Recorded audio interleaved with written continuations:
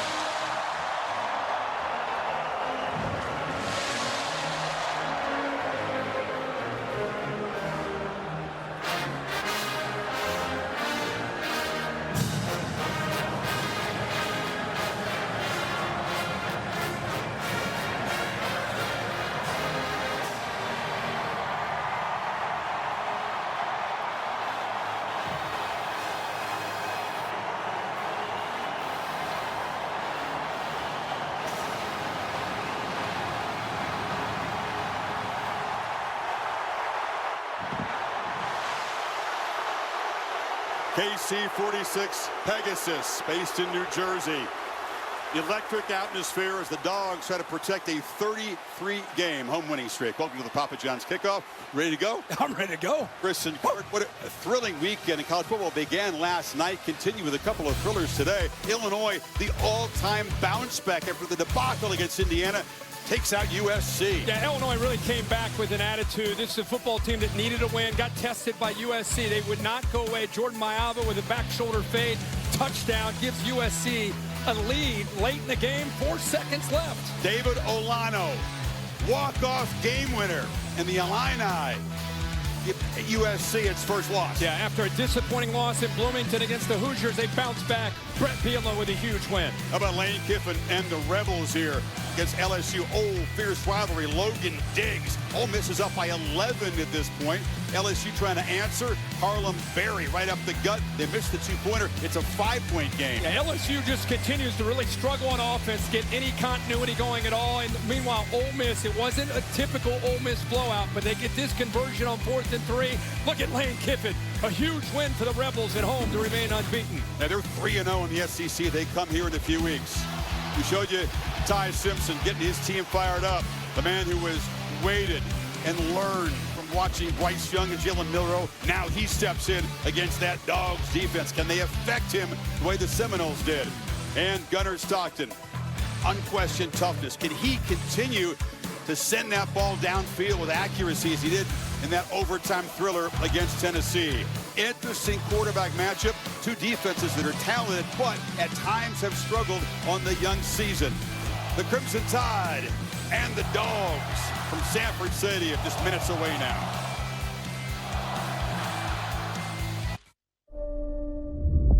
Gotta have it right now. And they take a downfield shot.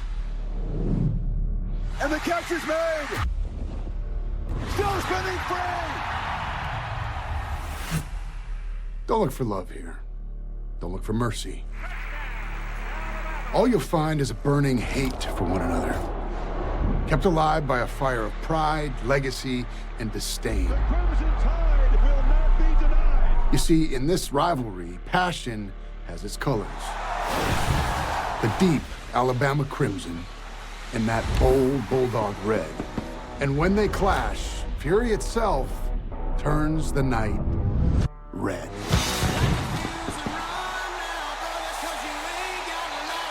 Are you kidding me? Ryan Williams, touchdown, Tide. Alabama, Georgia. A matchup told in battles of heartbreak and glory, a saga older than memory, yet as alive as the roar of the crowd. Nothing stands taller than this game.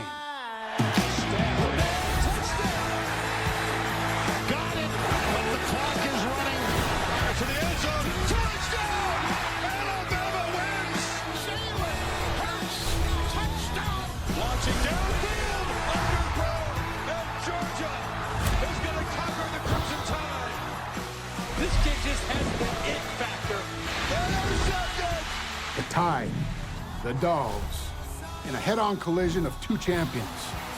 Another chapter in the book only they can write.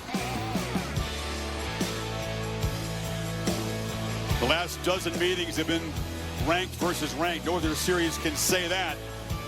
Last 7 meetings, 6 of them won by Alabama. The one Georgia win was in the national championship, paying back the SEC championship loss. But it's inconceivable, really, Kirk, to see Georgia, as great as they've been, lose 9 of the last 10 to anybody. No doubt about it. And look at all. Most of those aren't even in the regular season. Only a couple in the regular season. Others in national championship, SEC championship, or in the playoff of some kind. So it'll be a different vibe in here. I want to thank Josh Jamel, by the way, for helping us get pumped up in the tees. His movie, London Calling, is now in theaters. Giving fans these wristbands a la Taylor Swift concert. And the Dogs about to barge out here between the hedges. Haven't lost here since 2019.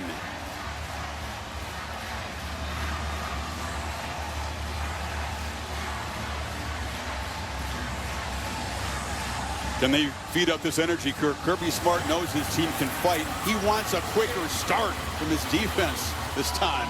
Now, they typically do when they're here at home. Ride that momentum. It starts once they come out of this locker room. This place will welcome them, and then it is game on.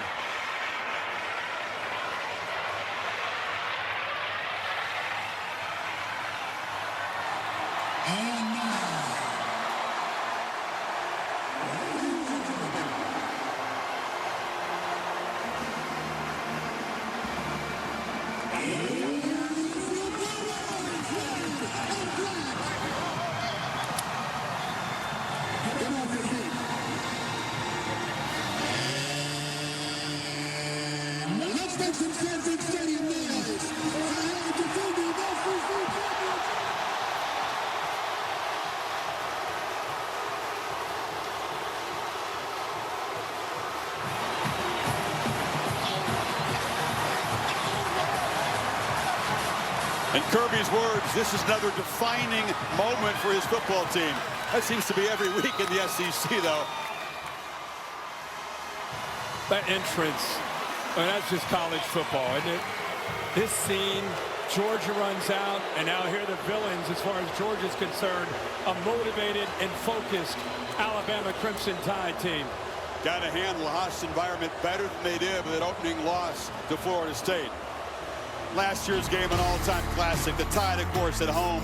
Georgia had hardly allowed a point the first 3 games. Alabama scored 30 in the first half, but Carson Beck brought the Dogs back.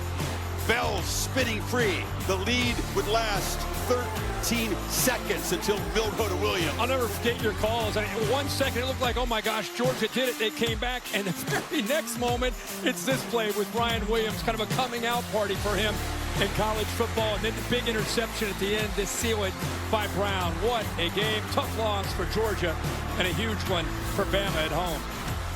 Of course, Kirby Smart was 1-5 against his former boss, Nick Saban. Add on the loss, 1-6 against Alabama. Very hard to beat against anybody else. Great to have Holly Rowe and Laura Rutledge on the sidelines tonight. Laura's got Kirby. All right, thank you, Chris. Kirby, your quarterback, Gunnar Stockton, has proven he doesn't flinch. What's most important for him tonight? To relax and play within the offense and take what the defense gives to him. And how do you affect Ty Simpson on the other side? Yeah, we got to get some pressure. Number one, we got to get him in long yardage situations, so we got to win early downs, and we got to affect him by the coverage and rush we have. All right, thanks, Kirby. Thank you, Laura. To Holly with Kalen DeBoer. Well, Coach DeBoer, this atmosphere is electric right now. What have you put in place early so your team can operate and get out to a quick start? Yeah, we just got to do what we do. You know, go out there and do our job. That's what we've been focusing on. That's what we've improved at. Lead to great execution. You get Jam Miller back tonight. How can you run the ball with his physicality? Yeah, I mean, he's an important key to our run game. Our O-line's got to step it up, too. Everyone's got to be involved, and it's good to have him back. Thanks, Coach. Yeah, thank you. 2 key guys return, Miller, and on the other side of the football, Tim Keenan, that nose tackle, is healthy and ready for this one.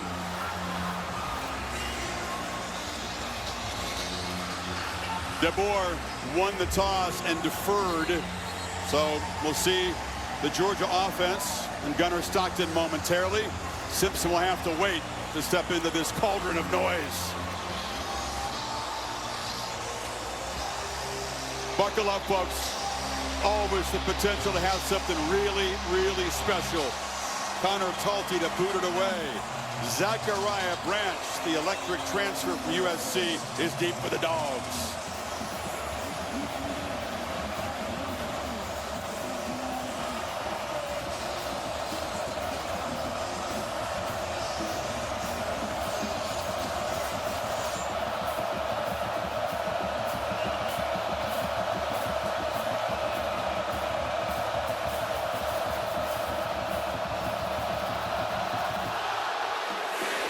And the boot lands deep in the end zone for a touchback. Here comes Gunnar Stockton. Of course, waited his turn. We showed his toughness was evident. Comes into the SEC championship game. Tough first start against Notre Dame and surviving the test against Tennessee. That's the stats. Responsible for 3 touchdowns. Obviously, his running could be key again tonight. A big thing Alabama's concerned about is playmaking ability when things aren't there for him. But I think he's a different quarterback after that test in Knoxville. We'll see how that plays out. But look for a lot of 2 tight end sets with Mike Bopo's offense. A lot of quick throws to set up the vertical shots. Nate Frazier is the back, and he runs ahead for a couple of yards. Impact player is when Georgia has the football tonight. Well, they want to be stubborn. They told us about their run game. They're going to go a little tempo. When they go quick throws, look for 1. Zachariah Branch. On the other side, you mentioned Keenan back in the middle. And Justin Jefferson, when they go to the quick perimeter throws, 10. And White will have to make a lot of tackles sideline to sideline. Shifting around here pre-snap. Stockton must be decisive with his checks tonight. Sideline route incomplete. We tried to find Colby Young. Talked about Mike Bobo calling the plays for Georgia, his 3rd different stint as an assistant. And down on the field, Kane Womack, the DC for Alabama. And Kane Womack, I want to see what he comes up with here on this 3rd down. They don't have necessarily an abundance of elite pass rushers. They've got to be creative with coming up with ways to affect the quarterback, especially on 3rd down. They need 8. Cash Jones is the back. Stockton across the middle, batted in the air, and incomplete. Coming across and getting a hand on the football was Deontay Lawson, and the Tide get a quick 3 and out.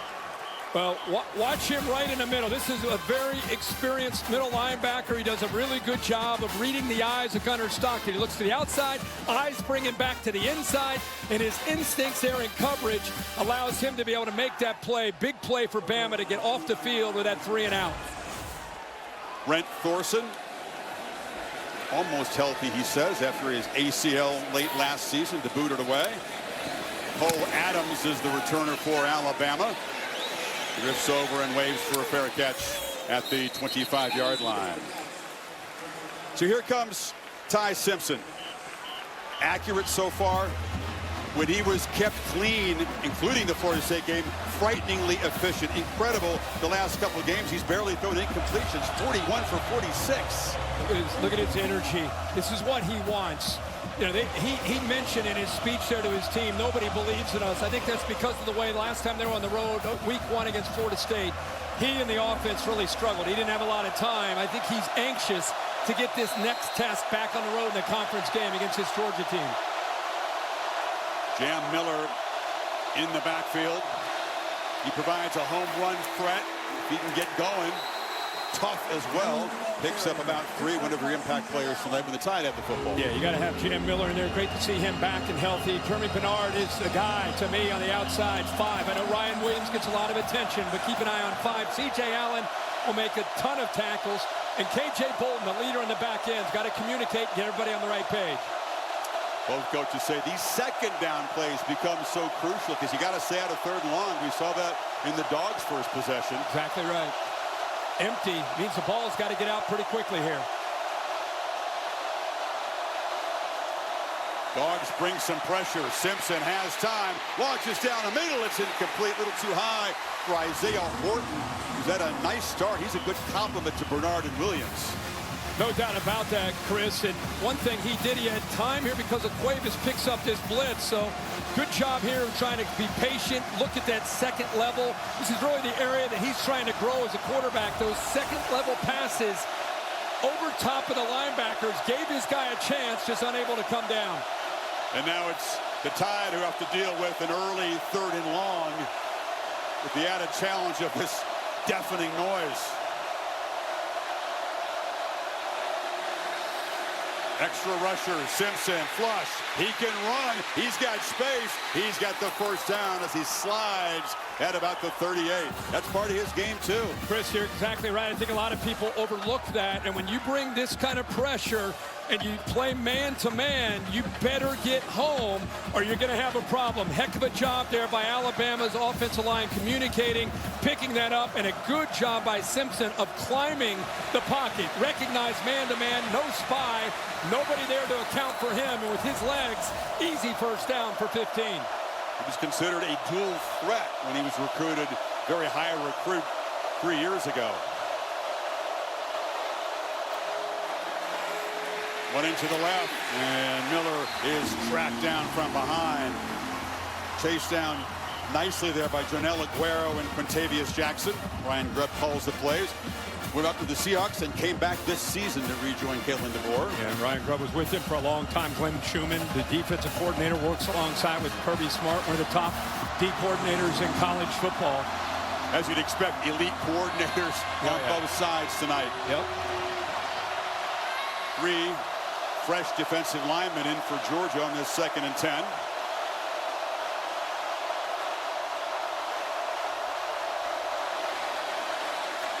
They move the pocket and Simpson shoots it downfield. Ryan Williams dropped the football. That has been a problem for him. 3 of them against Florida State. Dropped a touchdown against Wisconsin. Very catchable ball. And sometimes you call the right play at the right time. Watch the free safety. Just move. Look at the middle of the field open up. Ty Simpson must have thought, oh my gosh, I got exactly what I wanted with 31 Jones opening up the middle. And just the superstar there, Ryan Williams, unable to bring it down for the touchdown. It's a missed opportunity, obviously, for the Crimson Tide. Yeah, difference between 7-0 and 3rd and 10. Simpson gets the ball out quickly, and there's the catch by Horton on the sidelines. Let's see where they spot it. it's going to be just short. Ryan Williams, if he does have a weakness in his game, sometimes lets the ball come play him. Yeah. Doesn't catch it in his hands. Yeah, and that's something they've been really trying to challenge him with, is be confident with your hands. Don't feel like you have to use your body. And here, that sometimes the easiest balls are the toughest catches to make. That one was a touchdown, and such a talented player. It's just maybe a case of just overthinking and thinking about the ball while it's in the air. Play is under video review. Kyle Olsen in charge of the SEC crew. They're going to check the spot and see if the first down was in fact made. DeBoer had the offense out there to go for it in his side of the field on 4th and 1. Yeah, and I love that they came right back and made a heck of a throw there to Horton. The ball looks, I mean, it looks, but that angle, it's, here's a good look at it right here. There's a really good look. Ball's in his hands. Progressive pylon cam shows you that in fact, Bill, that looks like a first down. It'll be reversed to a first down. He's got full control of the ball. Then he gets pulled back behind the line. Forward progress. One thing I would say is, after a guy like Ryan Williams in this kind of element makes a drop like that early, because you worry about the head, the mind of a great player overthinking and thinking, I'd go right back to him. I try to hit him with a hitch, get him something to be able to get that confidence back. They're going to need him at some point, obviously, throughout this game. The ruling on the field has been overturned. It is a first down. The 48-yard line. Of course, he was 17 a year ago, 18 years old. He has a very big life. He's got a big salary. He's got a big house. He's got a big family that lives with him. There's a lot going on in his life. They gave him some hard coaching recently, saying get back to the basics, the fundamentals, and hang around the building and just work on your game. Frankly, it's a surprising start, because he bounced back beautifully against Wisconsin. Yeah. Came out a couple of touchdowns on long plays. Like I said, if I were them, I'd get him a way to get the football into his hands again quickly. Play fake, Simpson on the move, chased down by Aguero, and almost threw a pick. KJ Bolden, the safety, was tracking back, and that was right in his hands. Boy, another opportunity here, and it's a missed opportunity. Bolton is the leader now on that back end, and really does a good job of focusing in and just being a guy that you can count on. He's in great position, sinks with that crosser, drops back, and just doesn't secure the football for the interception. You're talking about one of the elite safeties in the country. That time he got the right hand up, unable to get the left hand for some reason, just not able to come up with a pick. Had a pick late against Tennessee, but got beaten deep early in that football game. 2nd and 10. Kevin Riley takes his turn to the backfield. And the redshirt freshman from right there in Tuscaloosa spins for a gain to make it 3rd and about 6 here now. Talking a lot, obviously, going to go quick, but a lot about the skill. But I think the key to the game tonight for Alabama is how the 5 up front, how do they communicate with this crowd noise and the multiple looks that they're going to get from Georgia. They're going to move around, especially on situations like this, try to confuse them, and how they communicate up there. Big Parker Brailsfield's got to make sure the center, they're on the same page. Williams is back in the game now, split far to the right. Play clock at 6. Got to hurry here. Bama just got it snapped. Simpson lets it rip. Catch made. Horton, first down inside the 25. Kyron Jones forced him out. They pick up 24. I really think there was so much movement there with Georgia. I think they were confused. You got to reroute with a safety over top. The corner's got to jam, at least get some hands on that receiver. Isaiah Horton makes it so easy to just kind of sit in that hole behind the corner in front of the safety. If he gets his hands on him, it can disrupt the timing, but a quick free release makes that an easy executed play there on 3rd down for Alabama. And the three-headed monster makes him really hard to stop. He's a big body. Horton, 6'4", transfer from Miami. Initially comes from Nashville, plays the Rome Odunze spot. If you want to go back to DeBoer's offense in Washington. Tide on the move. We'll take a timeout here.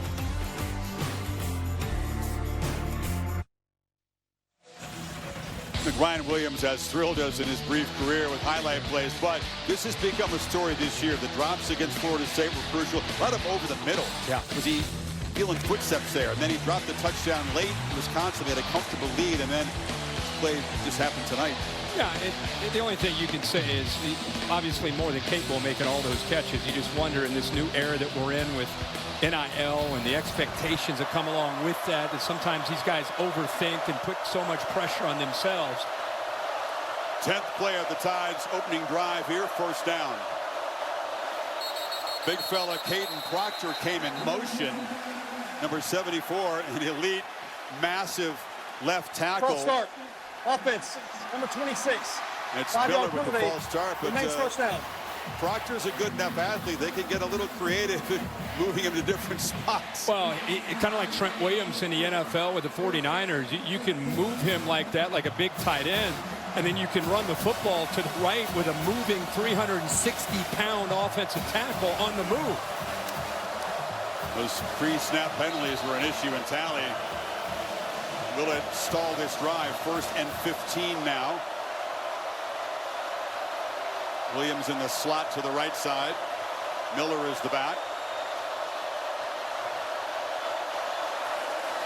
And Jam makes a cut and earns about 3 yards before Raylan Wilson knocked him down. This is a little thing here, Chris, but just something I keep an eye on.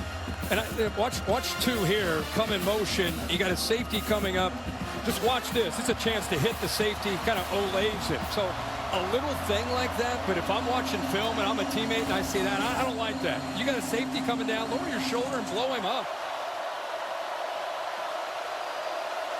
Behind the 6 on 2nd and 13 now. Jeremy Bernard in the backfield. Now he motions out. Dogs bring pressure. Bernard's got it on the edge, and he's got some blockers. Jeremy Bernard, one of the best players on this football team, the former Husky, weaves his way to a 1st and goal. Well, good job by Bernard, but again, I don't mean to pick on Ryan Williams, but you got to give me a little bit more than that. Thank goodness Bernard is gifted with the ball in his hands after the catch. Everybody wants to talk about Ryan Williams. To me, it's really more about Bernard and Horton in this offense as we sit here, whatever the date is in 2025. They've got to work their offense through the running game in 5-1. 1st and goal, Miller. Spins free again. A very short gain, a couple yards to the 6. Dalen Everett made the stop. I mean, I'm an Alabama fan. Can you ask for anything more than this kind of start? A 3-and-out, you get the ball back, even though you have a drop touchdown pass. This offense is putting together a very nice drive. It's a 12-play drive already. It'll be the 13th play coming up. Now, can they finish with this kind of opportunity now in the low red area down to the 6-yard line? Been efficient so far this year. 15 trips, 12 touchdowns. But it wasn't against Georgia's defense. William Sanders and extra offensive lineman on the left side. They got to hurry. They need to spend a timeout down here. Some disorganization. Simpson came up to the line, but there was no time to make those adjustments. Second timeout they've had to burn because of miscommunication with the operation. So 2nd and goal for DeBoer's offense when you come back. This is Chris Berman. This is the champion coach of the Eagles, Nick Sirianni. This is the champion quarterback of the Eagles, Jalen Hurts. See them together on Sunday NFL Countdown with a special visit. And as we send it back to you, Chris Fowler, you know that this young man is interested in the Alabama game and is a national champ. He's a national champ, too. Do a little homework. Enjoy the game. Ooh, boom. We do our homework. Mount Union. Oh, Mount Union. 3 times. national champions. Larry Kerr's one of the best coaches of all time at that level. Of course, Jalen Hurts against Georgia came off the bench when Tua struggled and had a 4th quarter pass and run to beat the Dogs in an SEC championship. Bama has been a team that has had to throw the ball down in the red zone 60% of the time. Will that continue with Jam Miller now back in the lineup? It's Horton who comes in motion. And it's a low throw, incomplete. No chance to make a play. Kyron Jones was all over him anyway, and it's 3rd and goal. I tell you, these quick throws that Bama's trying, they're lucky Bernard was able to make a play just on his own. But the Georgia defenders on the perimeter slipping those receiver blocks, and even if they do catch it, not a lot of room to run right now. 14th play of the drive. They're 3 for 3 on 3rd down. And they reach the end zone on this play.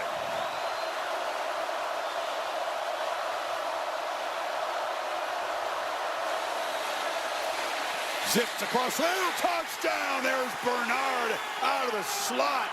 And a marathon march. The Tide draw first blood between the hedges. What a drive. Like we said, it could not have started any better for this Alabama team. Kalen DeBoer told us, his coordinators told us, the players told us that there was a focus these last couple weeks. After the 2 wins, they're looking forward to the challenge of coming into Athens and having a chance to be able to shock the world and upset them. And boy, this game is exactly how they wanted it to get started. Connor Talty to add the PAT. And Georgia's defense, Kirk, another slow start. Of course, we showed you what happened last year. Who can forget that? Slow start against Tennessee, and now they are down a touchdown at home. Here's the AT&T connected clicker, and here's Bernard, who he's lined up initially, trips into the boundary, and when you motion, now you're going to create a matchup. He's got Ellis Robinson, who's following him right here. Look at him create space by going out there. Now you got inside movement here. Here's man-to-man right here on the tight end. That clears, and now you got the open space right there for the touchdown. Good job of timing that up. Good job of waiting to just the right time for that tight end to clear with K.J. Bolton. And that's an easy inside release. Look at his eyes, right on it. What a drive by the quarterback and by this offense on that 14-play drive. Yeah, it's a tough assignment for Ellis Robinson, man-to-man against Bernard, who can do it all. See, line up in the backfield. He's run for a touchdown this year. When they tell us he's probably the best football player on our team, that's all you need to know. That was Ryan Grubb, but he made it slightly biased. I talked to Kalen about it as well. I mean, it's one of those guys, he can play safety, he does this, he blocks, he's got great ball skills. They did say with a week's practice he could go play on defense. Yes, says it all. Zachariah Branch from the 4, and he's stripped up. The Tide fly down the field. That's a nice play to get there very, very early by Latsir Brooks, the wide receiver. To Kevin Nagandi in the studio. Hey, Kevin. Chris, good evening. Time now for our Chick-fil-A moves on the field. Tennessee in overtime in Starkville. Boog, and here comes Deshaun Bishop. Kev, I love it. Double ISO from a shotgun. Tennessee getting physical in Starkville and quieting the cowbells. All right, 4th and goal here, Dan. Blake Shepard has the chance. It's a great job coverage-wise by Tennessee's defense, playing top down and driving on the throw. Volunteers survive. Shapen incomplete. Back to you, Chris. All right, Kevin, Stockton on the move on 1st down. Zipped it to Young on the sideline. That's the SEC, man. You lose a heartbreaker at home in overtime. You come back and you survive on the road. Yeah, the ball. Survive in advance. You got a penalty on the other side of the field. An eligible receiver downfield. Offense, number 55. 5-yard penalty. Remains 1st down. Little shuffled up front again. That penalty is on Bo Hughley, who's stepping in. Ernest Green, right tackle, out of this game. Yeah, that's a backup right tackle, 55. You see him as, you know, the action goes back to with Branch the other way. You can see the right tackle just close to the line of scrimmage and then just continues down about 3-4 yards downfield. We did a great job avoiding those pre-snap penalties with all the noise on Rocky Top. Makes it 1st and 15 and negates the play, but Frazier's off and running. Nate Frazier with a quick burst, and he's going to be brought down after a gain of 24 by Justin Jefferson, who saved the touchdown. What a job by Micah Morris, the left guard, and the left tackle, Monroe Feeling. Just open that up. You can see as soon as he saw that open up, he accelerates upfield, and they get that big 1st down. They fake it to Frazier. Now Stockton finds Delp, broken up. Hard hit delivered there by Damani Jackson to knock the ball loose from the tight end. Boy, what a play by Jackson. Great job of coming off the receiver that's going downfield, 16, London Humphreys, and then comes back to make that play. Perfectly timed up, clean hit. But Jackson had to worry about the fleet-footed Humphreys going by him, but reacted to the ball in the air with his eyes on the quarterback to be able to make that play. Ray Hubbard, the safety, just got some fingertips on that football. Chauncey Bowens is the back for Georgia now on 2nd and 10. Tries the left side. Lowers the head, picks up about 4. Got a nice block from Delp, the tight end. Yeah, 2 weeks ago, you and I and Holly, our whole team, were in Knoxville when Georgia went back and forth with Tennessee. And I remember one of the things we all talked about was how impressive it was to see Georgia answer the bell. Almost, I think it was 5 times they had to respond with an answer of some sort after Tennessee taking the lead, and they just kept coming back. So that's in their DNA, especially fresh off a game. Their last game they played against Tennessee. Got to get 5 on 3rd to get the drive going. Stockton has space, delivers across the middle, incomplete. That was Branch streaking down the middle. Thought he had a chance to maybe pick that up with his legs there. Yeah, I feel like, you know, he definitely could have picked it up. He had Cash Jones sneaking out of the backfield as well, 32. Look at that open up. All you need is 5 yards. Got a little bit greedy there. He had a crosser underneath with Humphreys. He had 32 coming out of the backfield, but instead opts to try to squeeze one in there to Branch, which is a very tough throw. Stockton coming off the huge game against Tennessee, 0 for 4 to start tonight. So Thorson back to punt it again. Adams standing at his 15. And the Aussie booms one down there. Fair catch made at the 16. So Alabama.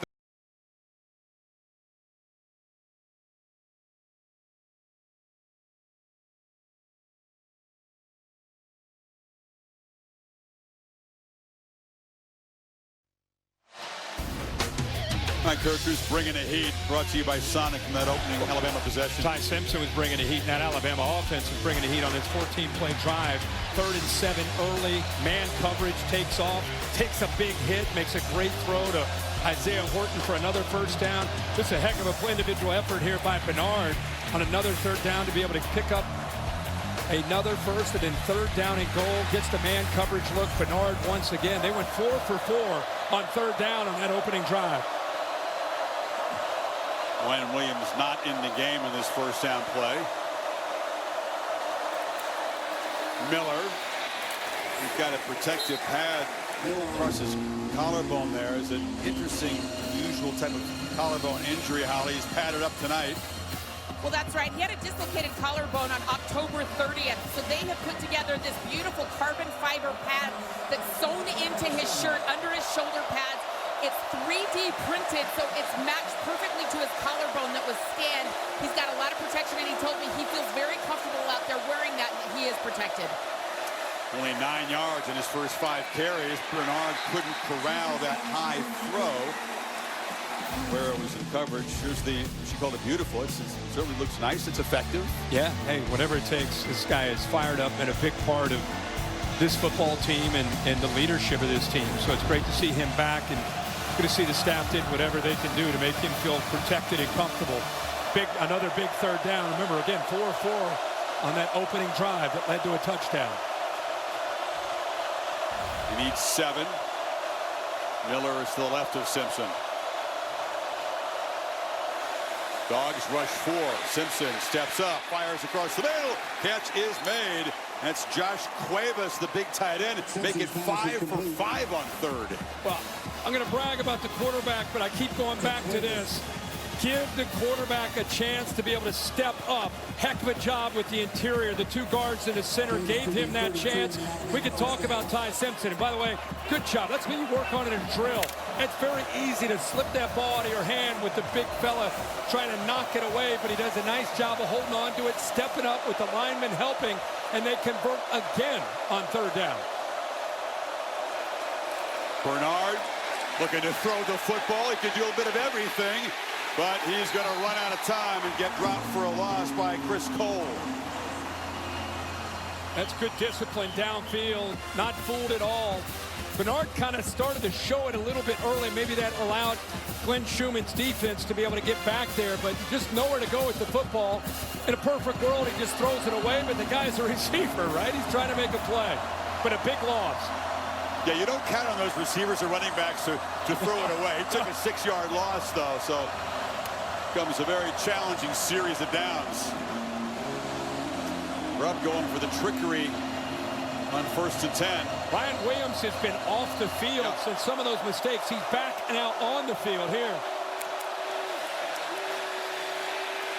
Simpson flips it short. Miller out of the backfield. Excuse me, that's Riley who collects it and gets back the loss plus a few yards. Laura? Well, Chris, here's another third down for Alabama. They're 5 for 5 so far, as you guys have illustrated. Glenn Schumann was just telling his defense on the sideline, we have got to be the better team on third downs. You know they are really good on third downs. Also emphasizing communication, being demonstrative with it for this defense, because it is so loud when this defense is on the field. And Laura, it's such a good point. The outside linebackers for Georgia, kind of a calling card for them over the years, at getting pressure on third down. They've got to be able to get home to affect Simpson. Look at Simpson in total command on the road in front of this environment. He's got to use his last timeout of the first half. Yeah, so 2 possessions. They now use all 3 of their timeouts. But you can tell that, you know, they're trying to be very multiple. They're trying to put Georgia's defense in stress with a lot of shifts, which is what the board is known for. Yeah, and that time the tight end Cuevas, 80, is a transfer from Washington, just not on the same page. You saw he had to go all the way up to him, kind of pat him, move him back over to the right. So that's the aspect of playing on the road in any environment, especially here in Athens, where you just got to make sure everybody hears every call and everybody's on the same page. In my opinion, so far early, 15 doing all he can to offset this crowd noise and really lead this offense. Great quote. Yeah, he's grown up around ball. His dad, Jason, is a head coach at UT Martin, right? I think 20 years, I think. 20 years, yeah. The epitome of a coach's son. Can they convert again? Lead 6.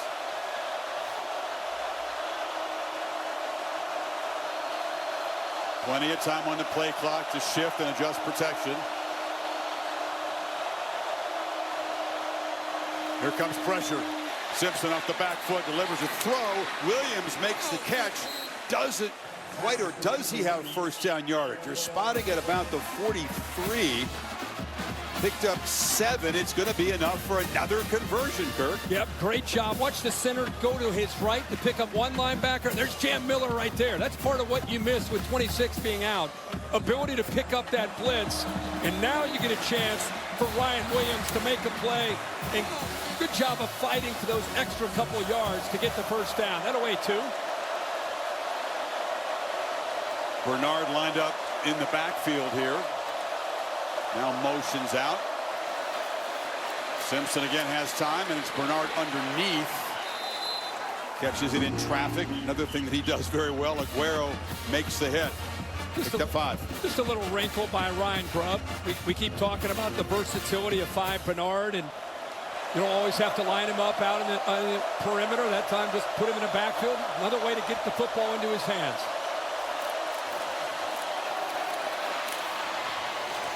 And it's conventionally, and Miller picks up a few yards. It'll be a much more manageable third down here. They've had success from all ranges of converting on third down. This is an Alabama team under Kalen DeBoer that, away from Tuscaloosa and Bryant Denny, they're 2-5 since he's been the head coach. This looks like a team that is laser focused here early in this game. They've got 22 plays, Georgia only 7. And right now really controlling the flow of the football game. Empty backfield, 5 receivers on 3rd and 2. Handoff, Bernard in that jet sweep motion, and he kind of dances and finds a crease, picks up another first down. I don't know who's come into this place as a visitor and gone 7 for 7 on 3rd down and start a game. Has that ever happened? Doesn't happen, but watch him set this up. He goes in here, he draws the attention, and then he pops out to the outside. Good block there by Horton, and a good job of being aware of exactly where he needed to go to set that up to get the first down yardage. Just unheard of efficiency for an opponent in his place. Yep. All 11. It's not just one guy, all 11. Deep drop. Simpson looking across the middle and delivers a strike. And the tough catch made by Lazir Brooks. Took a blow that picks up 19. Well, I am such a fan of what we're seeing right now from Ty Simpson. How comfortable he is with his rhythm. Puts this ball, not afraid at all. The linebacker right there in the middle. Got it out decisively. Miller, as they run with some tempo here in the red zone, bouncing off people. It's Riley who picks up about 4. Alabama dominant in this first quarter between the hedges in Athens, Georgia. Up by 7 and threatening. Impressive. This crowd is impressive. Surprised, to say the least. End of 1 in Athens. Back after this message and a word from your local ABC station. You're watching the SEC on ABC.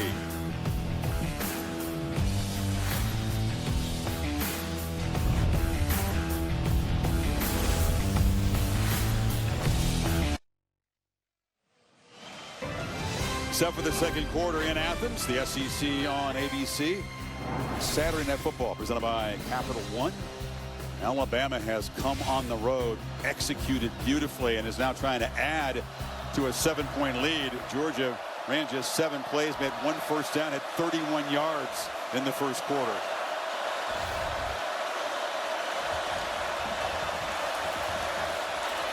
Miller patiently makes his way, kind of waits for a crease to open up, falls forward. It's going to set up 3rd and short. Well, they've been doing it so far throughout this entire game. Ty Simpson, 5 of 5, 59 yards and a touchdown on 3rd downs tonight. See if the line can give him time again. You're going to try to run for it. Miller, can he get the edge? He does, and he does get the first down. Jam Miller, welcome back. They have missed him the first few games. Good job here again by this offense, mixing up looks, mixing up the personnel groupings, keeping this Georgia defense on its heels. Expecting maybe a quick throw. Instead, they run, bounce to the outside, get the yards. Did Gabe Harris unable to keep the edge there, and the Tide with a 1st and goal. Fake it to Miller on the run. Simpson launches, end zone, touchdown, Isaiah Horton. And the Crimson Tide, unbelievably efficient start on the road here for this offense. It's another 14-play drive, and what you'll love to see is watching Horton work back with his quarterback. This is incredible, almost like it was designed. Watch him stop, feels the defense, and then works back to the left, and Simpson locates him for that touchdown. Almost looked like they wanted the defense to fast flow, and then Horton just goes immediately back towards the middle of the field, and Ty Simpson, who is just in a zone tonight, locates him for that 2nd touchdown pass. Who does this? Back-to-back 14-play touchdown drives from Alabama. 8 for 8 tonight on 3rd down. Simpson, who was the hottest quarterback in the country the last couple of games, picking up where he left off tonight.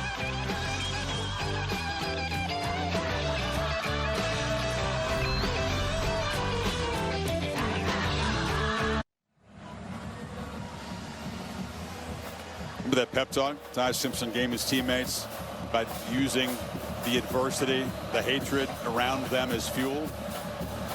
Can't use it better than they have in the first 16 minutes of this game. 2 long touchdown drives, efficient, and Kirby Smart is down 14-0 at home for just the 2nd time ever. Here's the playbook brought to you by Modelo Kirk. When you start a game with back-to-back 14-play drives, you flatline a stadium on the road, and that's what they've done. This guy has been in a zone, in command, making checks before the ball is being snapped, making sure protection's on the same page, throwing accurate passes. Here's the latest touchdown pass to Horton. And then when you went to break, this is what was happening here. He's down here talking to the kickoff team. He's talking to the defense. This guy is locked in. And think about it, Chris, you bring up a great point. The whole world turned on them outside of that locker room after week 1. And this team is clearly rallied around Ty Simpson and each other. Stockton in Georgia, great pedigree, and coming from behind, though. They won't panic here. It's Zachariah Branch dancing for about 8 on the far sidelines. Well, now it's about Georgia. Mike Bobo, the play caller, staying calm. 13:50 to go in the second quarter, down 14. You're still sticking with the playbook, which means getting the ball out quickly to Branch. Still trying to find matchups where you can win downfield. They got a great group of receivers that can get downfield. Bama's been tough, and yes, they lost at Florida State, made a couple big plays, but they're very good at limiting big plays so far through 3 games. Chauncey Bowens bust loose. Sprints down the sidelines. Damani Jackson couldn't corral him, and the Dogs in business now.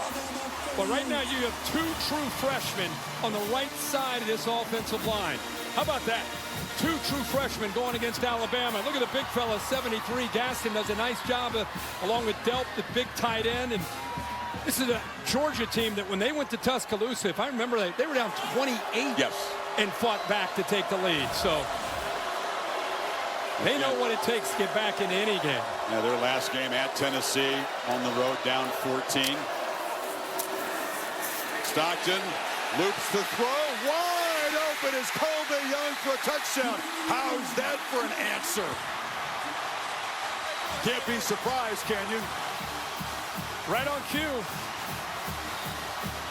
Alabama rolled the dice. They've been blitzing some safeties. When you do that, you don't have anybody back there to help out. It's one-on-one. And we just said how they have got guys who can go downfield. This is a slant and go.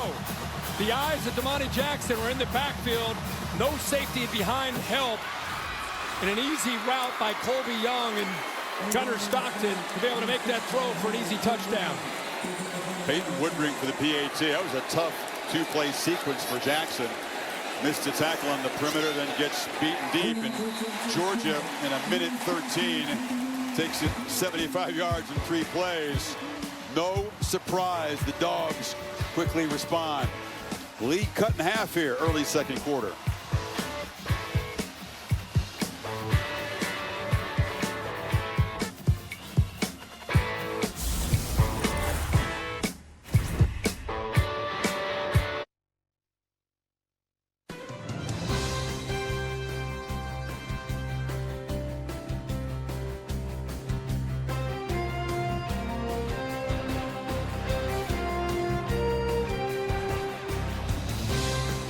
Kirby Smart's offense strikes back. The question is, can they slow down Ty Simpson defensively? Here's how they cut the lead in half here. Yeah, again, you can see that their corners on islands. You got a 14-point lead. Very risky, aggressive approach, but that's how Alabama came into it. But Kane Womack goes to his team. Hey, guys, we're fine. Watch this. That's on me. He tells everybody, guys, that one's on me. That one's on me. You know, you play with a 14-point lead. Even though he's an aggressive defensive coordinator, you'd love to just keep the ball in front of you and not give up the explosives. But great job by him talking to the team when they came off the field.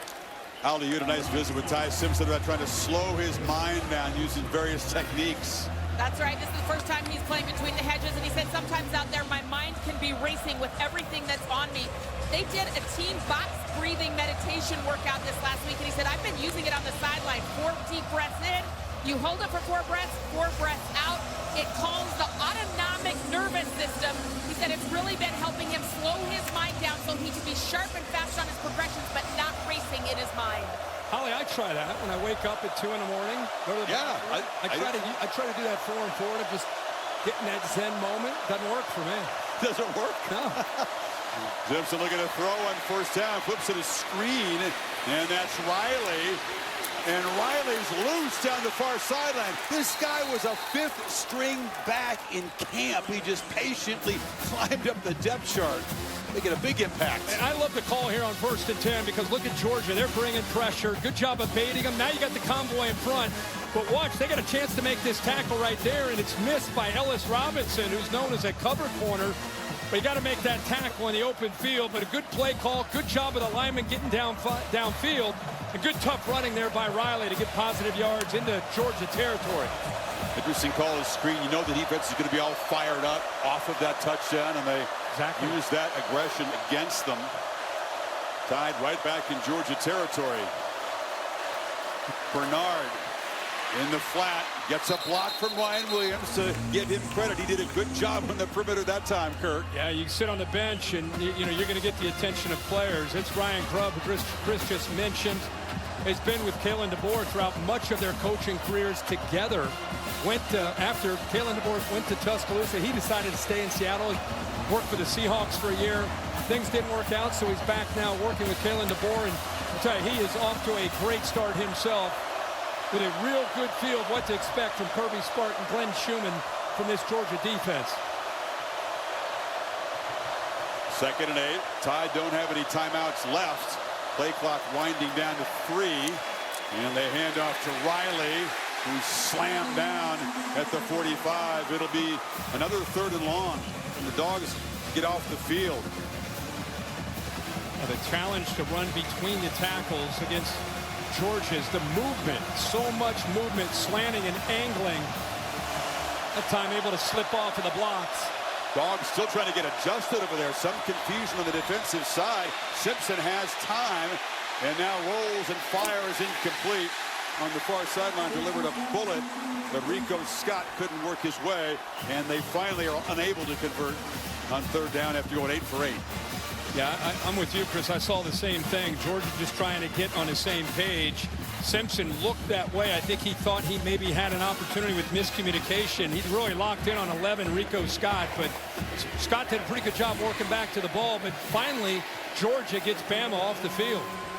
That's his first really inaccurate throw tonight, a fastball that was way outside.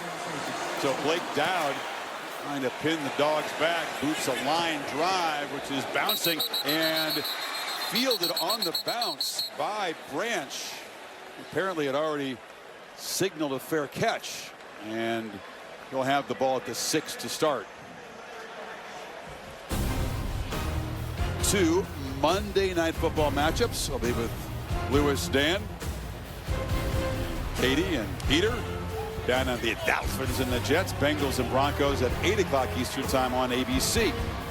I know Cincinnati fans are fired up to see if they can keep it going, get it going rather against Denver. I know they're anxious that the Cincinnati Reds are up 6-2 tonight. Work that in. Yeah, had to work that in. Had to work that in. Anxious Dolphins and Jets fans. Something's got to give. Yeah. Somebody's going to get a W. All right. Stockton off that electrifying drive minutes ago from the 6. Feeds Nate Frazier. He's knocked down after a short game. Holly? Developing situation for Alabama at defensive end. Q Rusaw, their starter, is out right now being evaluated for a lower leg injury in the locker room. His backup, Jamarian Latham, suffered a bad injury Tuesday, has been in ICU in the hospital. I'm told he's back home watching this game. So 42, Yonte Pierre is in there right now, guys. He's a talented pass rusher, but Quay Russo is a key part of this defense. So I'm trying to get you information as that story develops. 2nd and 8. And off inside, Frazier. Fumble the football, and Alabama recovers it. Lawson fell on the football. Bray Hubbard, who is a playmaking safety, knocked it loose. Wow. Chris, tonight, Hubbard as a safety has really been acting like a linebacker up near the line of scrimmage on almost every snap, unless it's an obvious passing down. And this time, his instincts pay off, filling up tight to the line of scrimmage, puts his shoulder pad right on the football, and eventually knocks that ball away from Nate Frazier. And Bama jumps on top of it. Looked like Deontay Lawson. Look at that form tackle. Ball is out. Hubbard is just a playmaker. He's already got a couple of picks and now a forced fumble. And Alabama set up the 11-yard line with the first takeaway tonight.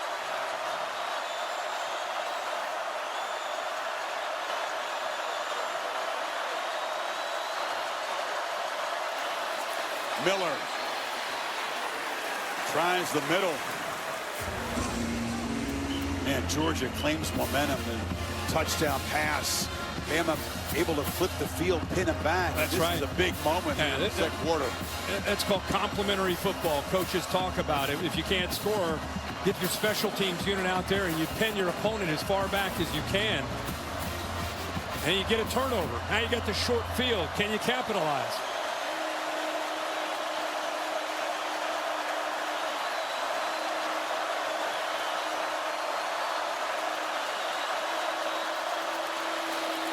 Miller again as they test the middle of that Dogs defense. You said how tough that is. KJ Bolden, the safety, came downhill to make the stop. It's going to be 3rd down. Yeah, much like we saw with Bray Hubbard, KJ Bolden down inside the 10-yard line. He is basically acting like an extra man down, like another linebacker. Nobody able to climb up to him. So yet another 3rd down for this Alabama offense. 8 of 9 to open up this game on 3rd downs. 35th play they have run already, midway second quarter. Miller in the slot to the left. Simpson looks to the right, fires end zone, battle for the football, incomplete. Looked for Bernard. It was broken up by Ellis Robinson, who had a tough start to this game, made a nice play there. Yeah, Ellis Robinson, we talked about how he has got great cover skills. You practice this all the time against your own receivers. Get in phase, get into the face, and then get your head turned around, be able to get that arm timed up perfectly to knock it away. Doesn't get much better than what Robinson does on that back shoulder fade. They trust Bernard in those contested catches. He's got great strength. But Robinson makes the play, and now Connor Talty on for a chip shot. And the Tide convert the fumble recovery to 3 and stretch the lead to 10. The feature back in this offense, Nate Frazier. Do not expect him to make a mistake like this, but the Dogs defense stands up and keeps Bama out of the end zone.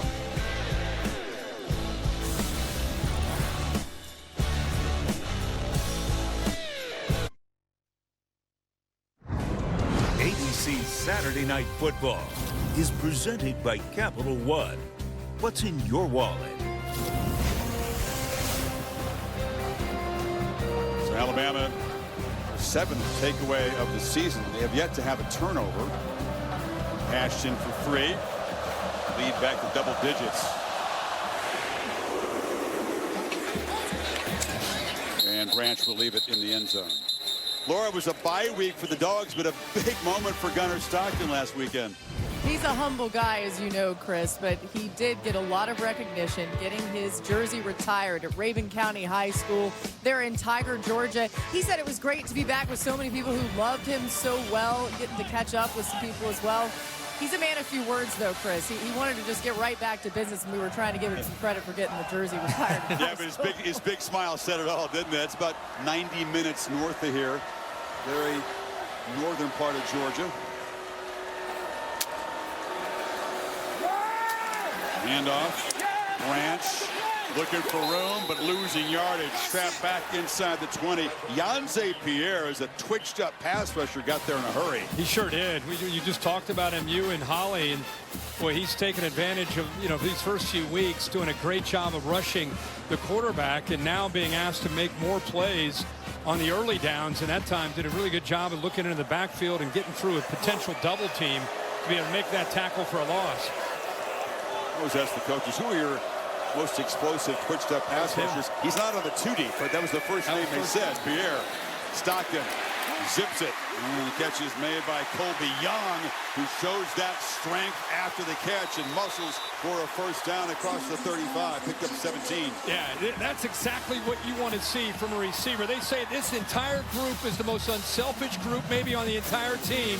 Here's an example of the effort and attitude led by Colby Young, 6'4", 215, makes that catch, and then fights for another 5 or 6 yards through Bama defenders. Second year at Georgia, has battled injuries throughout his career, but when he was down with the Canes, very productive weapon, and you're seeing why this year when he's healthy. Bowens cuts it back, leans forward for about 4. It's good to see Tim Keenan back in the middle of this defense, 96 in white. He's been out, and he brings maturity and also experience and toughness. And I'll tell you what he also brings is size. He eats up those double teams and frees up the backers to make a lot of plays, especially again through the teeth of that defense. Eats up less than he used to. He was 400 pounds when he got here out of high school. Right. Now he's a svelte 320. Stockton delivers a strike in traffic. It's a first down near midfield. London Humphreys, who caught that huge 4th down touchdown at Tennessee last game. Yeah, Georgia hasn't had many opportunities in his first half, and that's a credit to what Alabama's been able to do, converting a lot of the 3rd downs. They've been able to possess the ball. This is only the play coming up, only the 17th play that Georgia's had here in this first half. Look at the time of possession advantage. So the minimum opportunities that you're going to get, you got to capitalize when you get them. Josh McCray, the 240-pound hammer who scored that overtime touchdown in the game as pass protector. Stockton flush, and he'll be sacked. It's a short sack, but Edric Hill got him.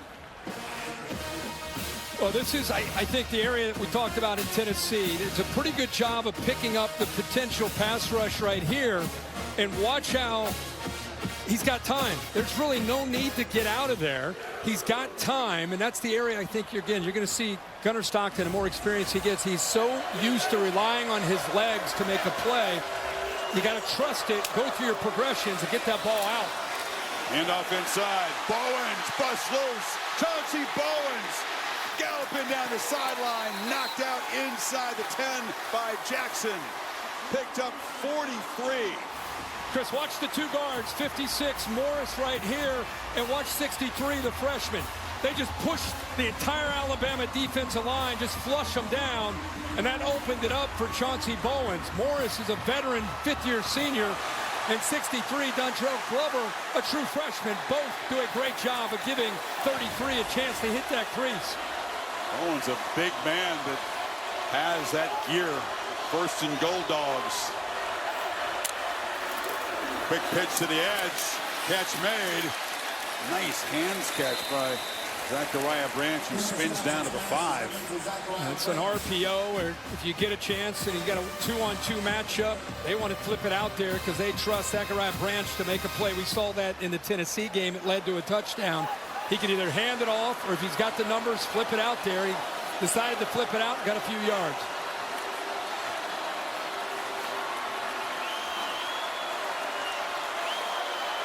McCray shifts over to the right on 2nd and goal. He's got the football. Here's a huge short yardage hammer. Illinois 10 rushing touchdowns a year ago. Comes over part of this deep stable in Athens. He was the hero in Knoxville, fighting for every inch. Eventually, replay gave him the touchdown in overtime to celebrate that victory for the Georgia Bulldogs. No fun to tackle late in the game. Ready anytime for that man. Yeah.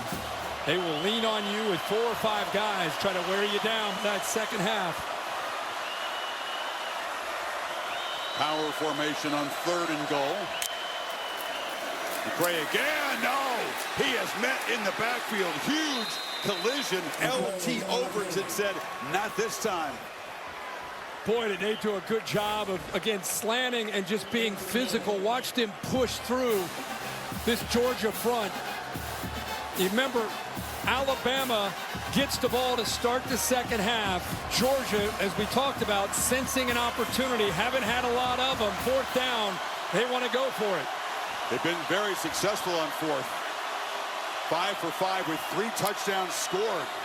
Stockton from the pocket, pressured, flips it short. Bowens flagged down as he's dropped at the 2-yard line. They're going to get defensive holding, I think, on Georgia in the secondary. On Bama? On Alabama. This should be a 1st down. Result of the play is the runner was short of the goal line. Holding. Defense. Holding supply.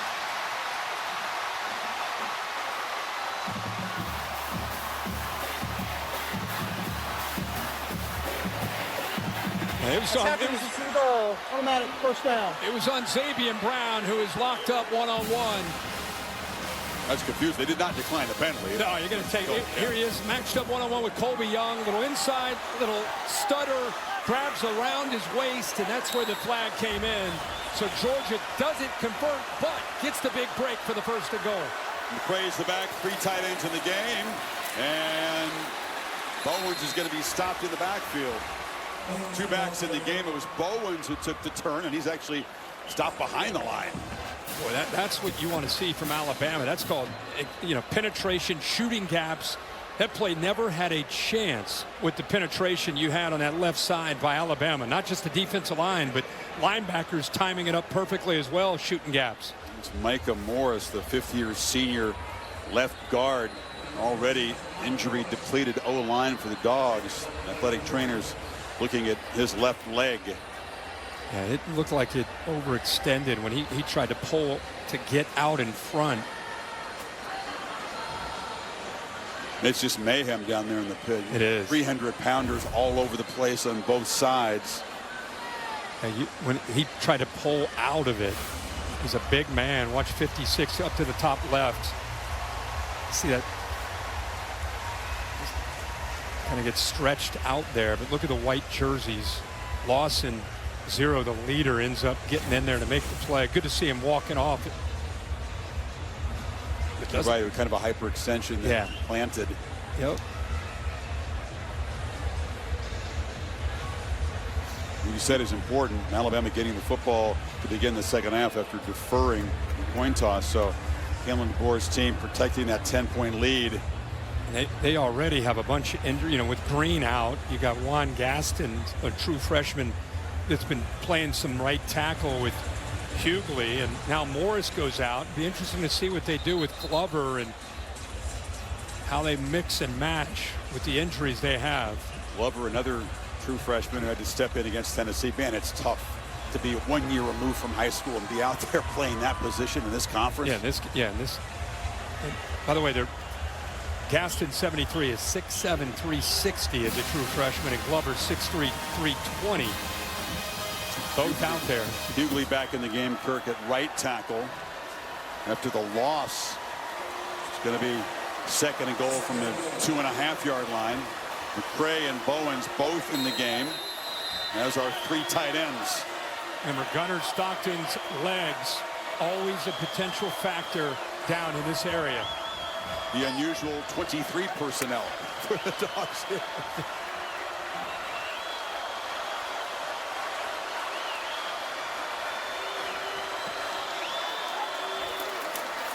On the pitch, walking in for the touchdown is Bowens. And Georgia hits back again.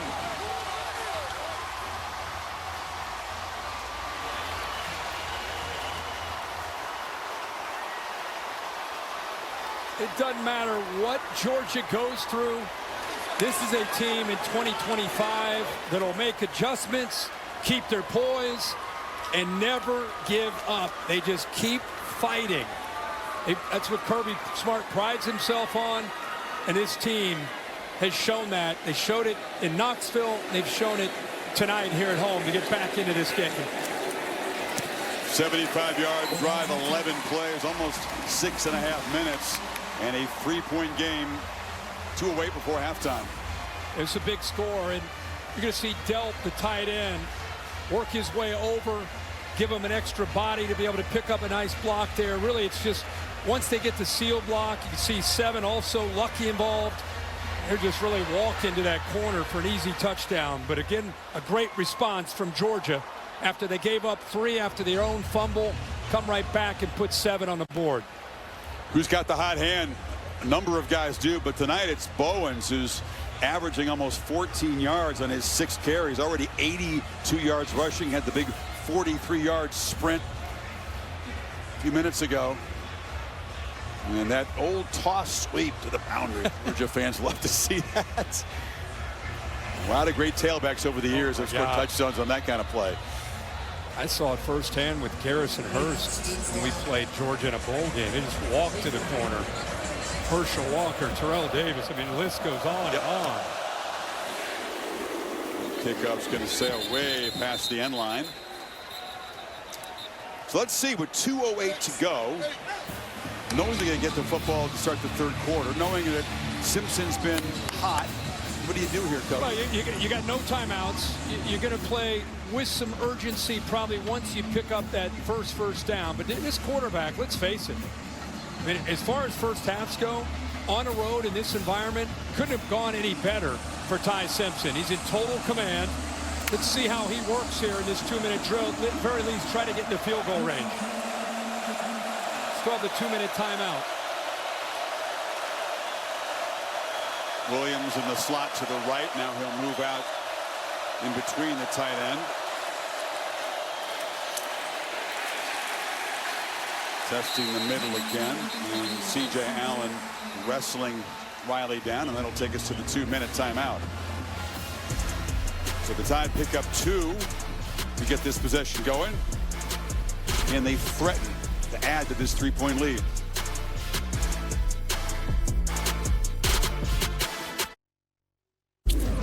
Forward halftime report, minutes away with Boog and Dan. Lane Kiffin and Ole Miss, they make a statement over number 4 LSU. We'll hear from Kiffin and Brian Kelly. Meanwhile, How about this development? And we've got Vandy going to Tuscaloosa next week undefeated. 5-0 for the second time in 80 years. Diego Pavia matching a school record with 5 touchdown passes. Back to you, Chris and Kirk. Kevin, thanks. Good to see Orlovsky in there, my old buddy. He didn't do enough. He's lacking. Let's throw him in there. You guys on Saturday. Ryan Williams on a reverse. Williams scoots quickly for 11. Just one catch after the early drop, but picks up 11 on the ground. Yeah, another way of trying. We saw that with Bernard a little earlier, just trying to find ways to get some of their speed, get their hands on the football here, able to get a first down, and on top of that, get out of bounds. Still no timeouts. Minute 54. No, you don't have to be in that NASCAR urgency, but obviously you got a quarterback who's in his 4th year, even though he's in his 1st year as a starter. He's seen this and understands what needs to happen, but the operation not clean. They can't call a timeout. They're down to 9, 8, 7. The play's under review. They're going to take a look at this to see if he got the first down or not. Okay, great. That explains, Bill, why they were standing around. As you said, you don't want to take a 5-yard penalty here. See where Williams crossed out. Football is behind the marker when the foot hits the paint. Yeah, about a half yard. So instead of a first down, John Allman, the replay official, figured a quick review to take that back. And on one hand, he's keeping that ball to the outside to protect himself from the ball getting batted. But wouldn't you love to see, once he turned the corner, awareness of where that first down marker is, and just, as you're going out of bounds, just kind of stick it across that line to get the first down, just to make it crystal clear. It'll be 3rd and 1, perhaps less than a yard for DeBoer's offense, assuming they do reverse this call of a first down. You mentioned not NASCAR. Tempo is something that has given Georgia, like all defenses, trouble. Certainly Tennessee, whenever they cranked up the tempo, and nobody plays that fast, we're able to really trouble Georgia. The ruling on the field has been overturned. Runners are going short at the line of the game. It'll be 3rd down. Ryan Grubb did say he would use it tactically tonight. This is where you want to use it tactically, but not that blazing tempo. But you got a quarterback that's in a zone, a quarterback that understands down in distance, not taking a sack, throw the ball away. Tricky part is not having any of the timeouts left. And Georgia has all 3, so if they do get the stop here, chance to tie or perhaps take the lead before halftime.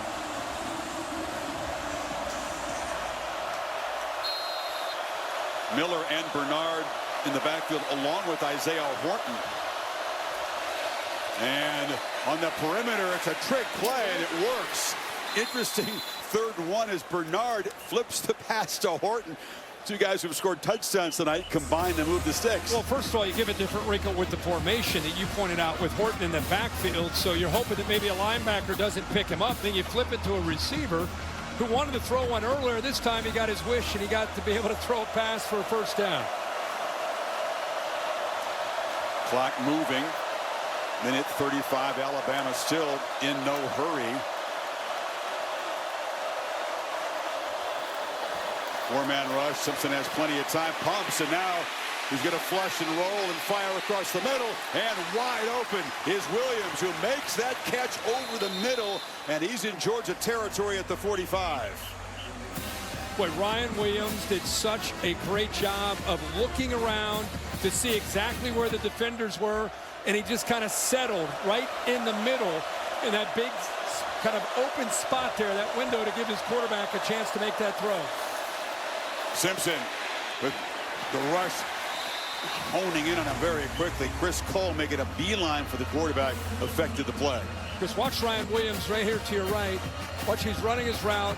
Not a great route, but watch his head. He kind of looks around, and then he just settles right there. Gives him an easy target to be able to make that throw. And looks it into the hands without swiveling the head.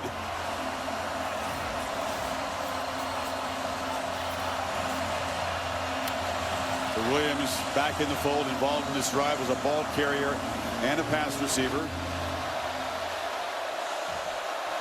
Alabama again has to be efficient, but at the timeout, the play clock down at 3. They just get it snapped. Simpson dumps it off in traffic. Brooks makes the play, and let's hear Brooks is still running. Poor tackling by the Dogs, and Brooks busts free down inside the 25. That was Dalen Everett who couldn't corral him. 21-yard gain. Ryan Grubb is pulling out all the stops here. I think he expected to be hit. Now he's loose. Missed tackle by Everett that you pointed out. That's really his specialty as a boundary corner. And I'll tell you what, they get the ball into the hands of Brooks. He is fun to watch as a true freshman. He went out of bounds, so Georgia able to kind of slow things down. And a lot of big bodies. Now they'll spend a timeout on defense here. Man, this is just... See him say, we got to wrap up. That's what he just said to Everett. Just good stuff, Kirk. I mean, we talk about, putting these two teams on the field, and there are high expectations for drama and something that's potentially unforgettable. We saw that last year, and here they are again, trading blows back and forth, and now another opportunity for Bama to stretch the lead, and Georgia's got to step up on defense. Well, they have to, because Bama gets the ball again to start the second half, but I do think this is a game that it's just the way these brands are. It's going to be, it's like a heavyweight fight that these two are sitting in the middle of the ring, and they're just taking swings at each other. Neither one's going to back down. They know not just that pride's at stake, they know what's at stake, especially Bama after a loss to Florida State. They feel like this is a must-win kind of game for them. But Georgia does not want to give up a touchdown here. They've got 53 seconds. They got the ball at the 23-yard line. And their whole goal was to disrupt the rhythm of Ty Simpson, and they've not been able to do that very much at all in his first half. Conventional run game really hasn't worked well so far, but a lot of creativity from Grubb and a lot of playmakers involved, and a very hot point guard so far in Simpson. Miller is the back here. Simpson straight back against the four-man rush. Again, rolls, fires on the move. Flag down in the secondary as Bernard made the catch. Forced out of bounds inside the 20. We'll sort the flag out. It looked like it was a hold in the secondary. Defense, number 6. 10-yard penalty, automatic first down. Well, Dalen Everett. Everett missed a tackle, and now he ends up holding Ryan Williams, who was on a route ahead of where the ball went to Bernard, right to the right there. He just gets grabbed and locked up. Good catch by the official. Bad break for Georgia. Bama, forget the field goal. 46 seconds. They have moved the ball right down the field. You're right, Kirk. 62 yards in less than a minute and a half here without that timeout to work with. We're looking for that 2-for-1 score here and get the ball to start the second half. Bernard stacked in the slot to the right, and they move an offensive or a tight end out there, and now Georgia saw that little wrinkle. Cuevas was going to go out. There's going to be 4 guys for Alabama on that right side, and they spend it. Derby knows this is a crucial part of this game. Sure is. Ryan Grubb, what a job of preparing his quarterback. What a job of mixing up different looks.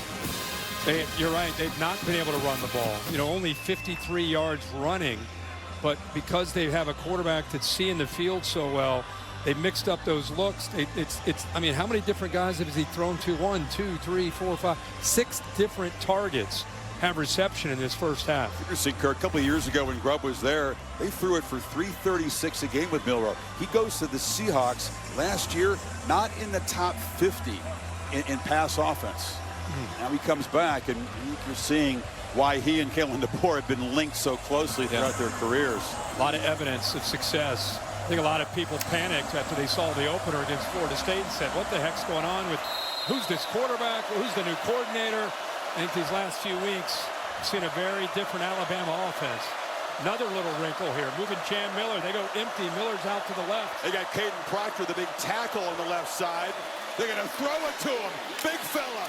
Barreling downhill. Proctor muscling down near the pylon. Are you kidding me? Oh, I feel so bad for Kyron Jones, the poor safety, 31, that tried to come up and make a tackle. He just dove at his ankles. No chance to bring the big fella down. Watch 31 come up here, Chris. He sees 360 pounds. He just dives, misses. Look at the big fella, keeping the balance.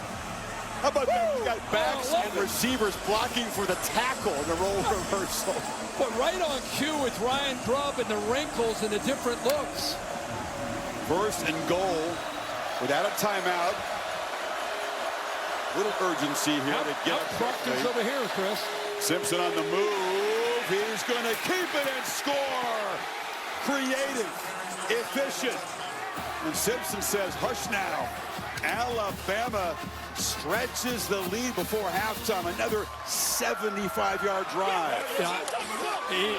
It started with his pregame speech to his team. You can see the Georgia fans, they don't know what to think right now. But everybody better pay attention to Ty Simpson, quarterback at Alabama. This guy's not only a distributor. He may not be Jalen Milroe running around with that kind of speed. But I'll tell you what, if you don't account for him, he's going to make plays with his legs. No doubt. And add to the list of playmakers a 360-pound tackle, Caden Proctor. That was fun. Flag on the PAT. You practice stuff like that? You know, they always work the gimmick plays. Is he dare going to call it against Georgia on the road? Yes, he is. I tell you who told me they're going to call it. Holly Rowe. She did. Pregame. She came over with her board and her notes, and she said, hey, just so you know, look out for 74. In practice, they're doing some stuff, throwing the ball. I said, okay, all right. Holly, by the way, is working WNBA playoffs. Took time out to go to practice down there, Holly. Leverage, defense, number 94. He's circling the back end of the opponent. That 15-yard penalty will be assessed on the kickoff. The kick is good. Holly, you told us about it. I don't know if we're going to show this replay, but I think all of America, there's Jones. Jones is like, what do I do? I'm just diving. I'm just diving. I got no shot against 360 pounds. I don't know if he was a running back in Pee Wee.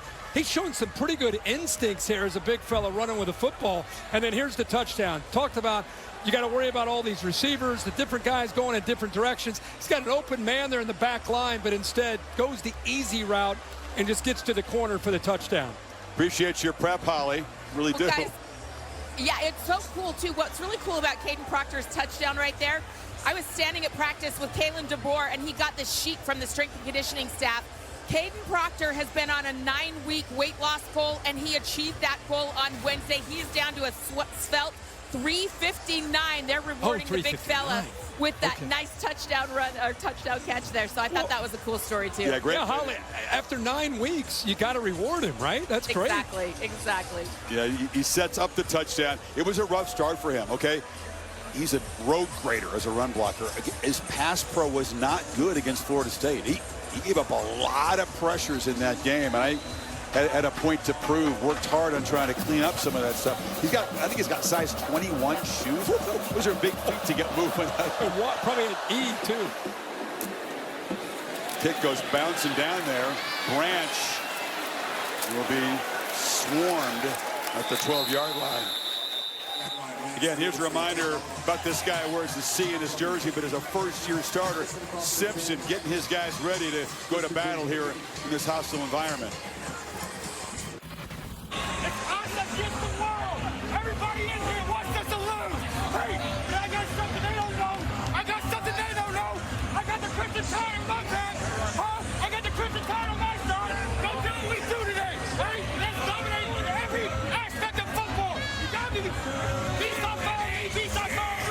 1, 2, 3. You say those words and you back it up. It's only 30 minutes, but you back it up.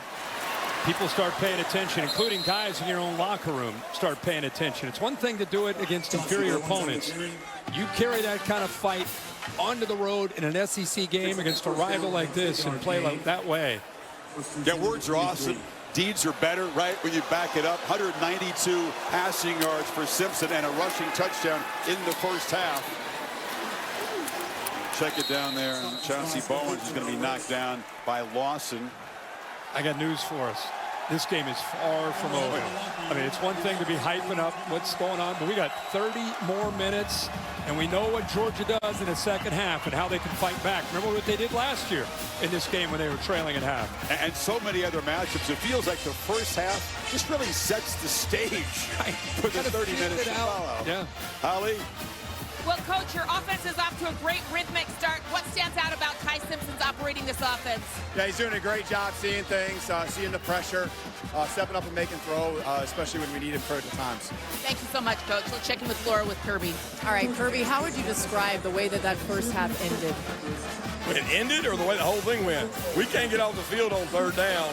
We got no chance to get off the field on third down. They're executing better than we're playing, and their quarterback's really hot, doing a great job. We can't get off the field on third down, but the end right there, we didn't play good 2-minute defense. They drove the ball down, made a big score. All right, thanks, Coach. Thank you. Chris. Yeah, you can tell Smart disappointed, but as he knows, his team fights back like nobody, and a 10-point halftime deficit won't make them flinch. Halftime in Athens. Tied up by 10. The Ford halftime report went to Kevin, Booger, and Dan in the studio. Another classic in the making, perhaps. Welcome back to the SEC on ABC. Saturday Night Football on ABC, presented by Capital One. Part of the SEC All Day, presented by IHG Hotels and Resorts. Alabama struck quickly. 2 long touchdown drives. Georgia, of course, fought back. But Dogs, with that 33-game home field win streak on the line, find themselves down 10 at the break. Alabama gets the football, Kirk. Over the years, we've seen Kirby Smart be the master of halftime adjustments to kind of get his defense going. What can he do tonight here to turn this around? Well, I think first thing you have to do is get back to your bread and butter, which is defense. They have not been able to get Ty Simpson and the Alabama offense off the field. They've got to be able to get them into obvious passing situations, which means you got to bow up on 1st and 2nd down and get them to those 3rd and 7s and 3rd and 8s. Again, if you're just tuning in, Ty Simpson and Bama, 9 of 11, and the quarterback unfazed, no pressure at all, thanks to that offensive line play.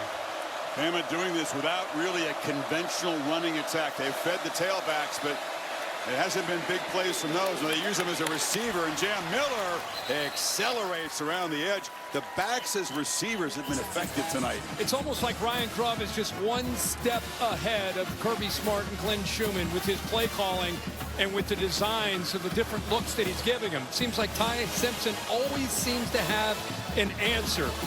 And they start the second half with his first play, getting Jam Miller out in the flat there all alone for a first down. It's the 7th different pass catcher now in this game, spreading it around.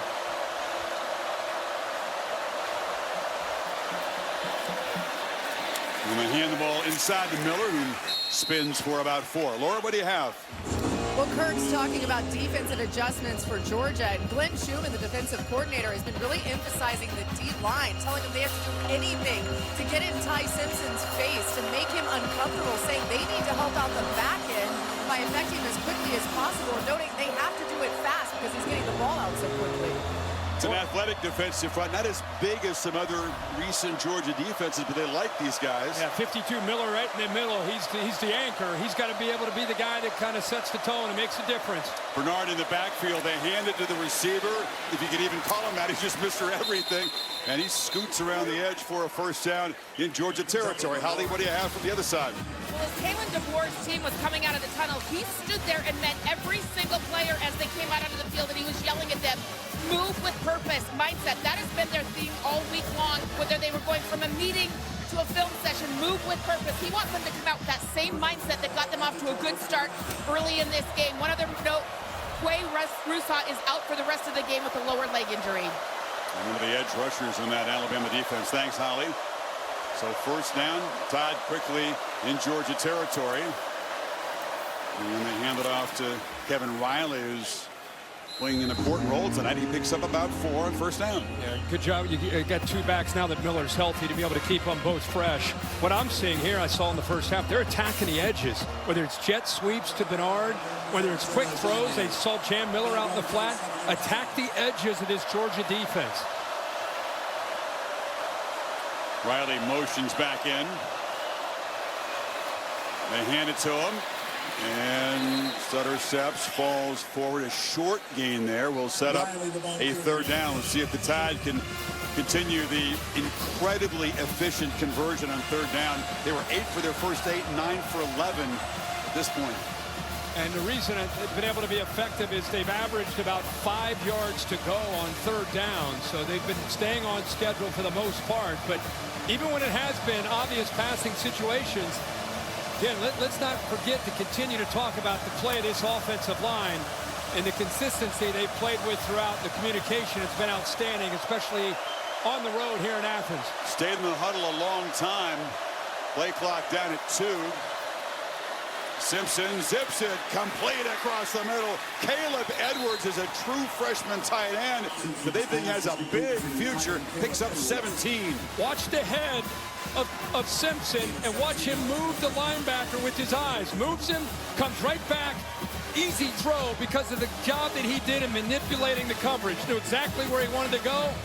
That passing lane opened up, and the true freshman Edwards makes the catch for another conversion on third down. He's a large human. He was a basketball player as well as football. 6'6", one of 7 guys they signed out of California in the most recruiting cycle.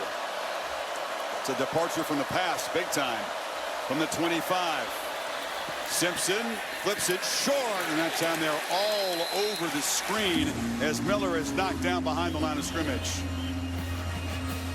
Play made by Justin Williams. Heck of a play by Justin Williams. He's a rotational linebacker that'll come in occasionally for C.J. Allen. They get him out there. He's small but plays with great instincts, and we saw it right there. Georgia does their job. They haven't done it often, but Bama behind the sticks here. Another interesting formation. It's Bernard. Motions back in. He takes the pitch. He's got some blockers on the right side, but Georgia strings it out well. He still escapes. Could have been trapped behind the line. Ellis Robinson and K.J. Bolden force him out. And that's a much better job by Georgia flowing to the football and getting off of blocks. Like Chris, you said, he's got 3 guys out in front of him, but look at the red jerseys. There's a nice willing contributor there, Ellis Robinson, who missed a big tackle earlier. This time helped set the edge there as the corner. Nowhere for Bernard to go. And a good job of swarming to the football to get now another third down. Can they get to Simpson off his spot? One of the more challenging third downs they've had, though, needing 11. See if the Dogs bring pressure. Empty backfield. No, they don't. Simpson rolls and fires near sideline. Incomplete. That was Josh Cuevas who slipped down. And here comes the field goal team.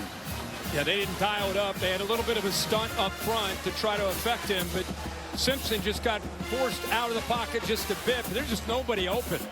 They sat back for the most part and played zone there, and no one there open, slipped, and attempt the field goal. Talty made a chip shot earlier. This from 43 to make it a 13-point lead. No. Duck hooked badly. And the Tide move it 9 plays, but come up empty. And the lead remains 10. That was not pretty. For the Dogs, defense eventually gets the stop. Gunnar Stockton and company back to work trying to cut into this 10-point lead.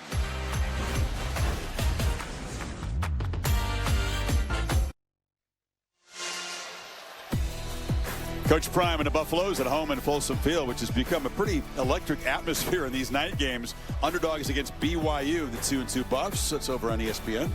Yeah, this will be a good one. They had a nice win last week. Get back home. BYU undefeated. Can't wait to get this one done. Get back to the phone and the app and watch that one later tonight. Stockton looking to throw on first. Rolls and zips it short to Bowens. He's knocked down after about a 6-yard gain. Gunnar Stockton, a quiet night so far. Doesn't mean he's not capable of any minute. He and his offense getting going. Just 7-11 for 85 yards. Does have a rushing touchdown. The passing game has not clicked like it did in Knoxville. The one long pass to Young beating single coverage. Dylan Bell in motion. It's a reverse.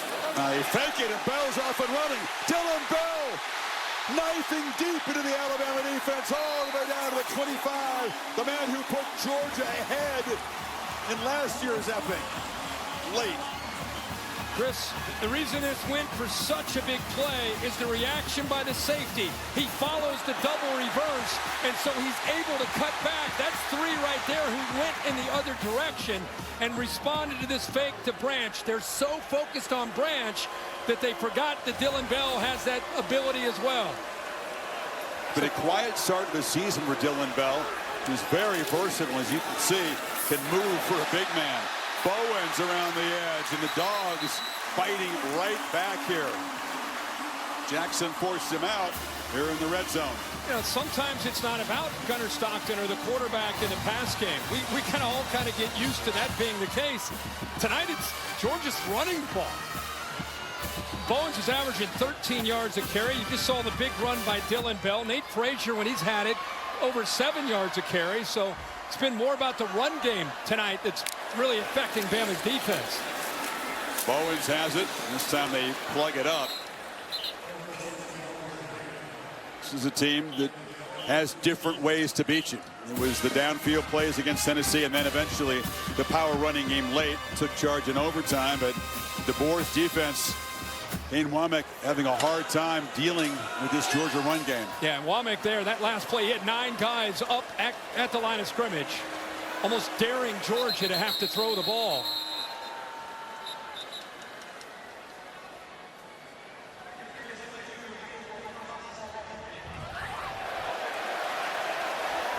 Villamagna down there. Couldn't hear what Kyle Olson was saying. I believe he said the play was under review. Got to be looking at a targeting call. Bowens was hit there. Coming in from the left was big LT Overton, key part of that defensive line. Looks like maybe the booth buzzed it down and initiated this review. Bill, what do you see there? They're looking to see, obviously, if he's got a crown of the helmet on the runner. And the crown of the helmet does come in initially. I think it's 23, James Smith, the other side. It looked like Overton, but then that next Alabama defender was 23. That did look like he lowered the crown. So that was James Smith. You think they're looking at, Bill, the second hit? Yeah, 23 on the hit.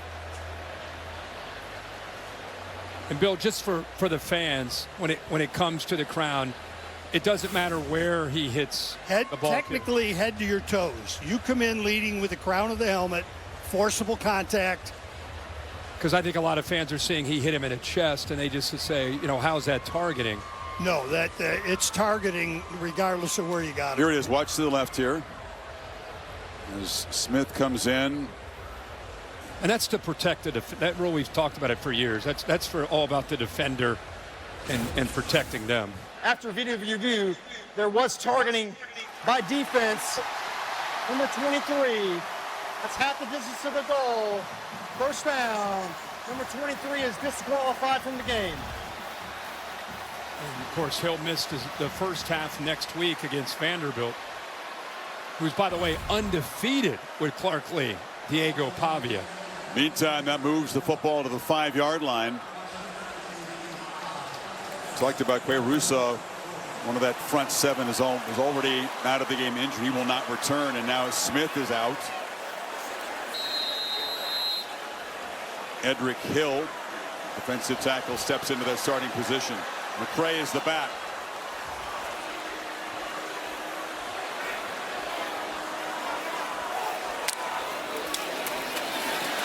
And McCray reaching for the goal line, spotted just short.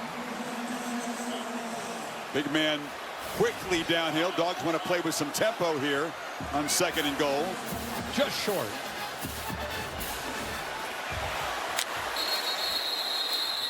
And now they whistle. This is no play. Prior to the snap, replay initiated a review of the previous play. The ruling on the field was the runner was short of the goal line. Kirby can't believe it. I mean, they wanted to play with tempo and punch it in here. John Allman is replay official. This pretty clearly wasn't touchdown. He reaches, but the ball is just short by about, just an inch or two. But yeah, I'm with you. And replay's trying to do their job, trying to give Georgia maybe an opportunity to get the touchdown. But he is short, and now you've got the stop in action. Bama can go over and get some water, talk about it, and takes away from Georgia going with that up-tempo to try to punch it in real quick. Get the naked eye just be good enough After sometimes. video review, the ruling on the field is upheld. Second down. The crowd booing, but Georgia is inches away here. Real opportunity for momentum swing here. The missed field goal by Alabama to start the half with the ball.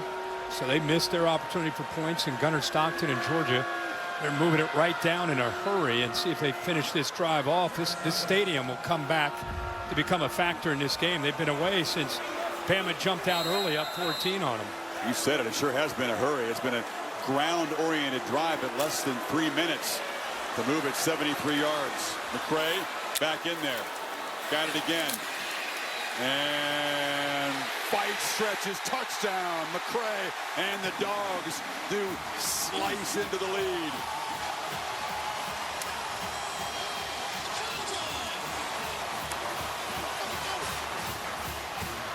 Pretty good collision there just before the goal line. The safety, Keon Sapp, came up, but the hard running there of Josh McCray, he would not be denied. He's their short yardage goal line back. He bounces it right there's the collision. He's not quite in, but good effort. You see 41 Hill Green getting in there too, but well, he's a handful. He fought off two guys.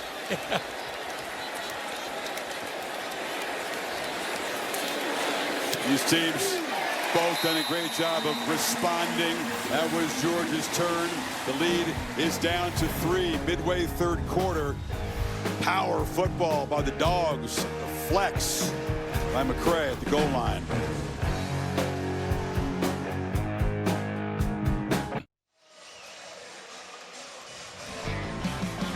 Midway third quarter here in Athens. Dr. Pepper transporting us to Fansville. But every day is Saturday, and everyone is a college football fan. Certainly feels like that down in these parts. Georgia fans stunned early. They don't usually see opponents threaten them here, like much less win. Again, it's 33 in a row at home. Kirby Smart has never lost a home night game as Georgia's head coach. And the deficit quickly cut back to 3. If you're going to beat them, you got to go full 60.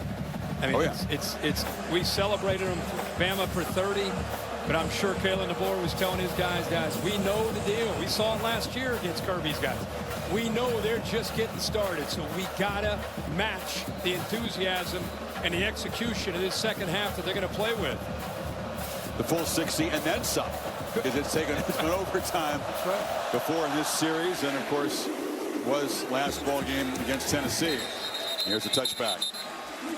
Cal State bus and our trusted driver Sam Mitchell motoring around Athens, keeping us up to date with what's going on in a wild weekend. What's your All-State good hands play this weekend? Well, we're going to go back to last night. What a shocker. Jason Prevard ends up coming up with this interception. Looked like Florida State may have a chance there to get a score in that second overtime, but congrats to Tony Elliott. What a win for Virginia, sitting there at 4-1. Very easily could be undefeated. It's amazing the job that Tony Elliott has done since he left Dabo as an OC and took over in Charlottesville as the head coach. Congrats to Tony.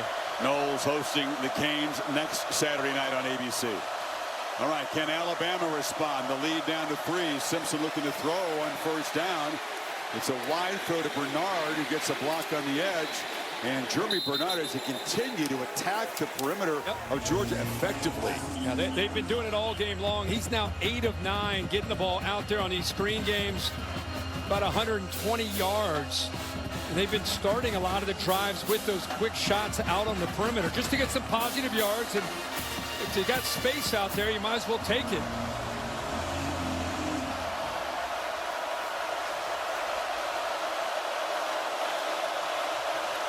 Riley in the game now on 2nd and 6. Bernard Again, coming across in motion. Wiley's got it. And he'll be dragged down. Big tackle there. Quintavious Johnson just grabbed him and slammed him down for no gain. Yeah, but their flag came in right at the tackle, so I don't know if they're going to get a horse collar possibly, but they threw the flag right where he made that tackle. Personal foul. Horse collar tackle. Defense. And it's right there. Grabs a hold of the back of the jersey. That's textbook, isn't it? And it's textbook. But, I mean, I was with you because they've been waiting on Johnson to be a guy that's more disruptive, and he's in position, but he gets the right hand up and pulls down on the jersey. So what turned out could have been a huge play for Georgia. Now they get a new set of downs for the Crimson Tide. Penalties at this point have not been a huge factor. 3 for each team. But that gets the Tide up and running here at the 44. Yeah, that's a 3rd and 6. If he just makes the tackle, now it's 1st and 10.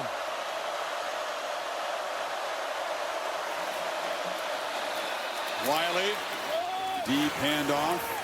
They've been pretty patient with the running game. The backs haven't really been able to bust loose yet. They continue to test the Dogs' middle, though. Yeah, well, I think that's all part of what Brian Grubb wants to do. So much is on the perimeter, but you got to be honest and still body blow them. You got to work the middle, not just work out with these different unique formations, work on the perimeter. Wiley only goes 190 pounds. He's shown some toughness running inside tonight. He's got it again, trying to get to the edge. Just follows his blockers, and he'll be knocked down about a yard and a half short of the marker. You see William Sanders is in there right now playing at left guard. He pulled around, made a heck of a block along with the center, Parker Brailsford. Again, cannot say enough about the offensive line play tonight from Alabama. Again, handoff. Wiley not going to get there. If anything, he lost a half yard on 3rd down. Simpson already lobbying to go for it here on 4th.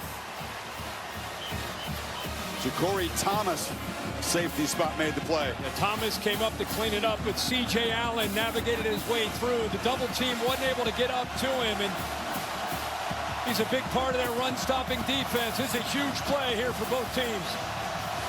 Aggressive. Some coaches might try to punt it and pin him deep. DeBoer, for now, has the offense out there. Miller is the back.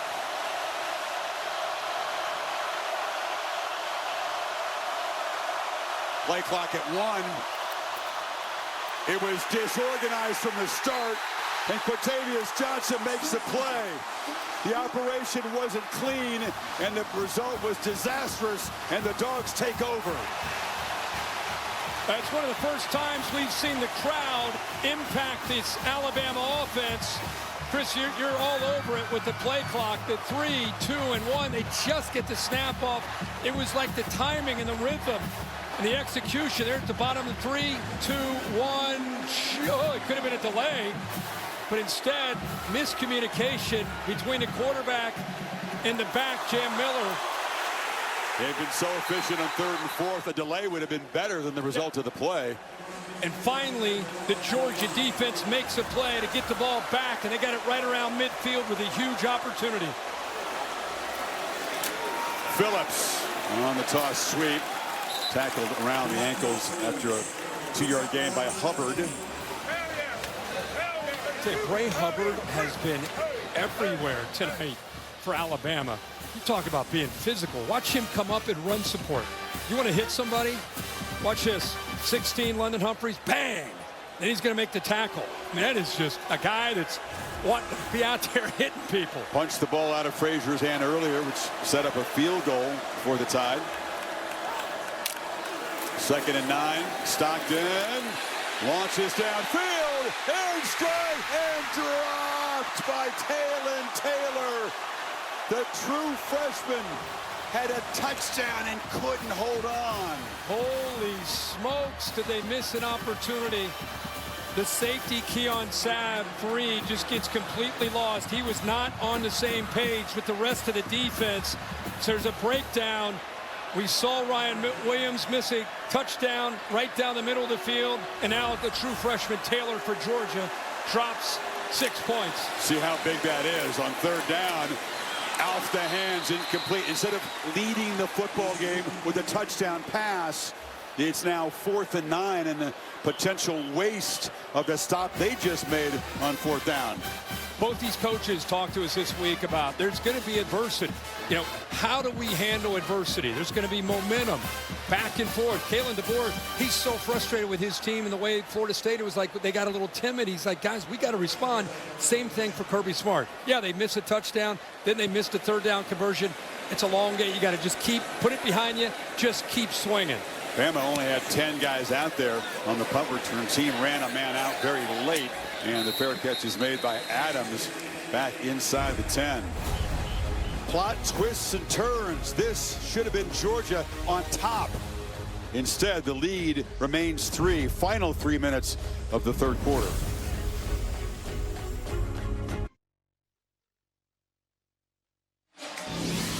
Capital One cardholders can redeem their credit card rewards for tickets to exclusive events and experiences on Capital One Entertainment. Scan the code to learn more.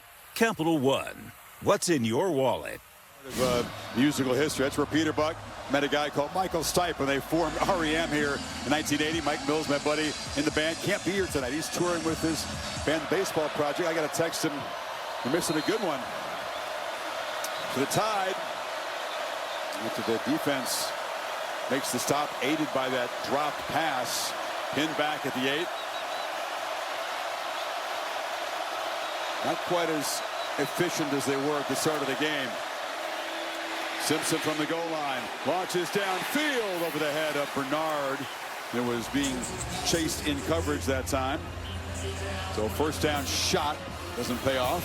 That's their 11th snap of empty from Alabama, and look where they are right now. Good coverage there by the safety Thomas. Look where they are right now, right in front of the loudest part of this stadium, in front of the student section, and you go empty with 5 offensive linemen, trusting the quarterback and the offensive line. Execute. Yeah, just getting louder by the second here.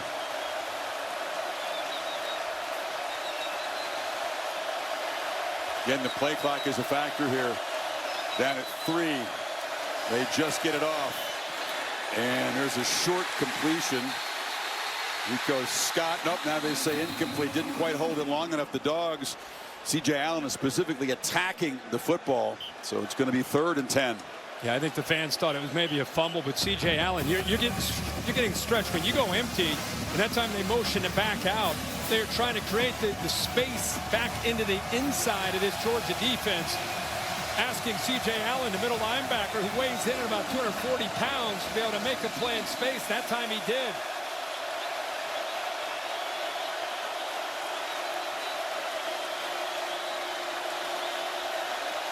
Simpson again using the clock to make adjustments. From his end zone, launches a long ball, incomplete. They tried to find Ryan Williams, who was covered over there by Ellis Robinson. 3 incompletions, 3 and out. We'll have to ask Bill here, but it looked like contact by Ellis Robinson. 1 on the slot. Watch the outside cut. Robinson never sees the ball. Bill, what do you think of that? No call. I have early contact. No, it looked like contact. I would have supported it. I don't think he ever saw the football, and he just kind of ran into the back of Ryan Williams. Went through the back. Surprised they didn't make a call there. So Blake down in his end zone. Zachariah Branch up near midfield. It's not a great kick. Branch is going to come up and make a fair catch at the 46. So Georgia with good field position. Another chance to perhaps claim the lead here. Taco Bell Liv Mas student section. Contenders for the national championship. Only one can win it. Ohio State won it last year. Well, Georgia played field position. They punted. They got to stop. Now they get the ball again. Close to midfield. Missed a dropped touchdown pass to the true freshman, Taylor. But they do get the ball back, just down by 3. Pitch on the edge. Colby Young. First guy doesn't often get him down. He spun free, picked up about 3. For a guy 6'4", he's a guy that's 6'4", 215 pounds. Sometimes they get into traffic and they don't break tackles. This guy, he breaks through a lot of arm tackles. Tough runner after the catch. With the big touchdown reception on the go route earlier. They fake it to Bowen. Stockton flushed out and tries to escape. He's going to duck down on the Alabama side of the field with Edric Hill closing in. Picked up 3. Third down coming up. Watch Delp work through the middle of this defense. If he has time, look at this. Look at this open up right there. Instead, he gets flushed and has to get out. But that, we haven't seen a tight end make a catch tonight. That time, Delp opened up in the intermediate there against this defense of Bama. Also haven't seen Georgia convert on third down tonight. Another chance here. Stockton running all the way, and they will finally convert as Gunnar Stockton gets the edge. They lost contain out there. He scoots around the left end. Big gain, picked up 21. Well, 10, Justin Jefferson has got to be able to work to the outside and not let that ball bounce. He gets caught up in traffic. Good job by 57 Freeling, but a quicker reaction from 10 Jefferson would have been able to allow him to prevent that big play. That's their 5th run today of over 20 yards. They got over 200 rushing yards as a team. Bowens, he's able to get the edge. Knocked out of bounds by Hubbard after picking up about 4 or 5. Final minute of the quarter now. Staying on the ground, kind of sprinkling in the pass game. Haven't had a lot of opportunities to be able to make big plays. It's such a different game for Georgia than a year ago when they faced Alabama. They faced so much man-to-man coverage, and they made a lot of big plays in the pass game in that second half. Tonight, Georgia's facing a lot more zone from Kane Womack. So they've had to rely more on the ground game. They do so again. Bowens has a hole, barrels forward. It's going to be a first down inside the 20. Mean machine in the red and black, Kirk. This is a flex you've seen many times, and the fourth quarter is going to decide it. Final seconds ticking away. Georgia will not snap it. It was dominance in the third quarter. Alabama missed the field goal early. Georgia, 2 chances here to take the lead now. Down 7, end of 3. Back after this message that we're for your local ABC station. You're watching the SEC on ABC.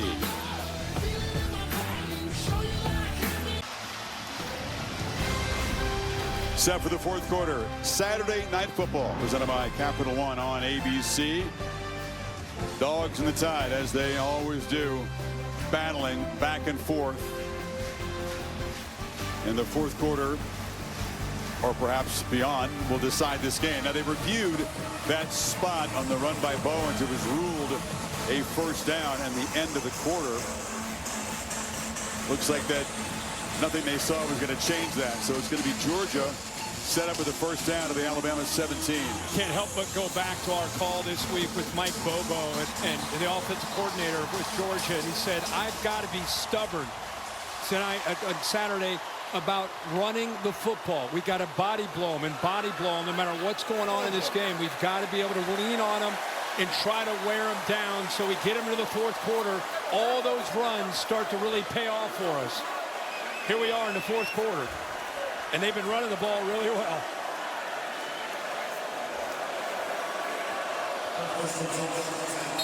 Georgia, when they've been in the red zone, 2 for 2 converting touchdowns. They haven't led yet tonight. McCray bounces free, wrestled down, but not before he picked up about 7. Keep in mind, Juan Gaston is a true freshman playing at right tackle. Donnie Glover is a true freshman playing at right guard, being asked to do a lot of work as young guys had only been on this campus for not that long in a heavyweight matchup.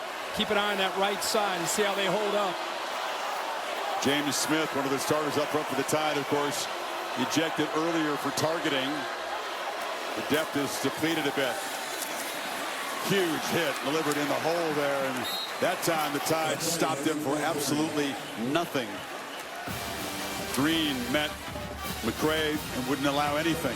Yeah, we just talked about the right side of the offensive line. These freshmen, and they're very talented, but there gives you just a little small indication about how small these angles can be and how quickly these defenders from Alabama can get downhill and those freshmen on that right side.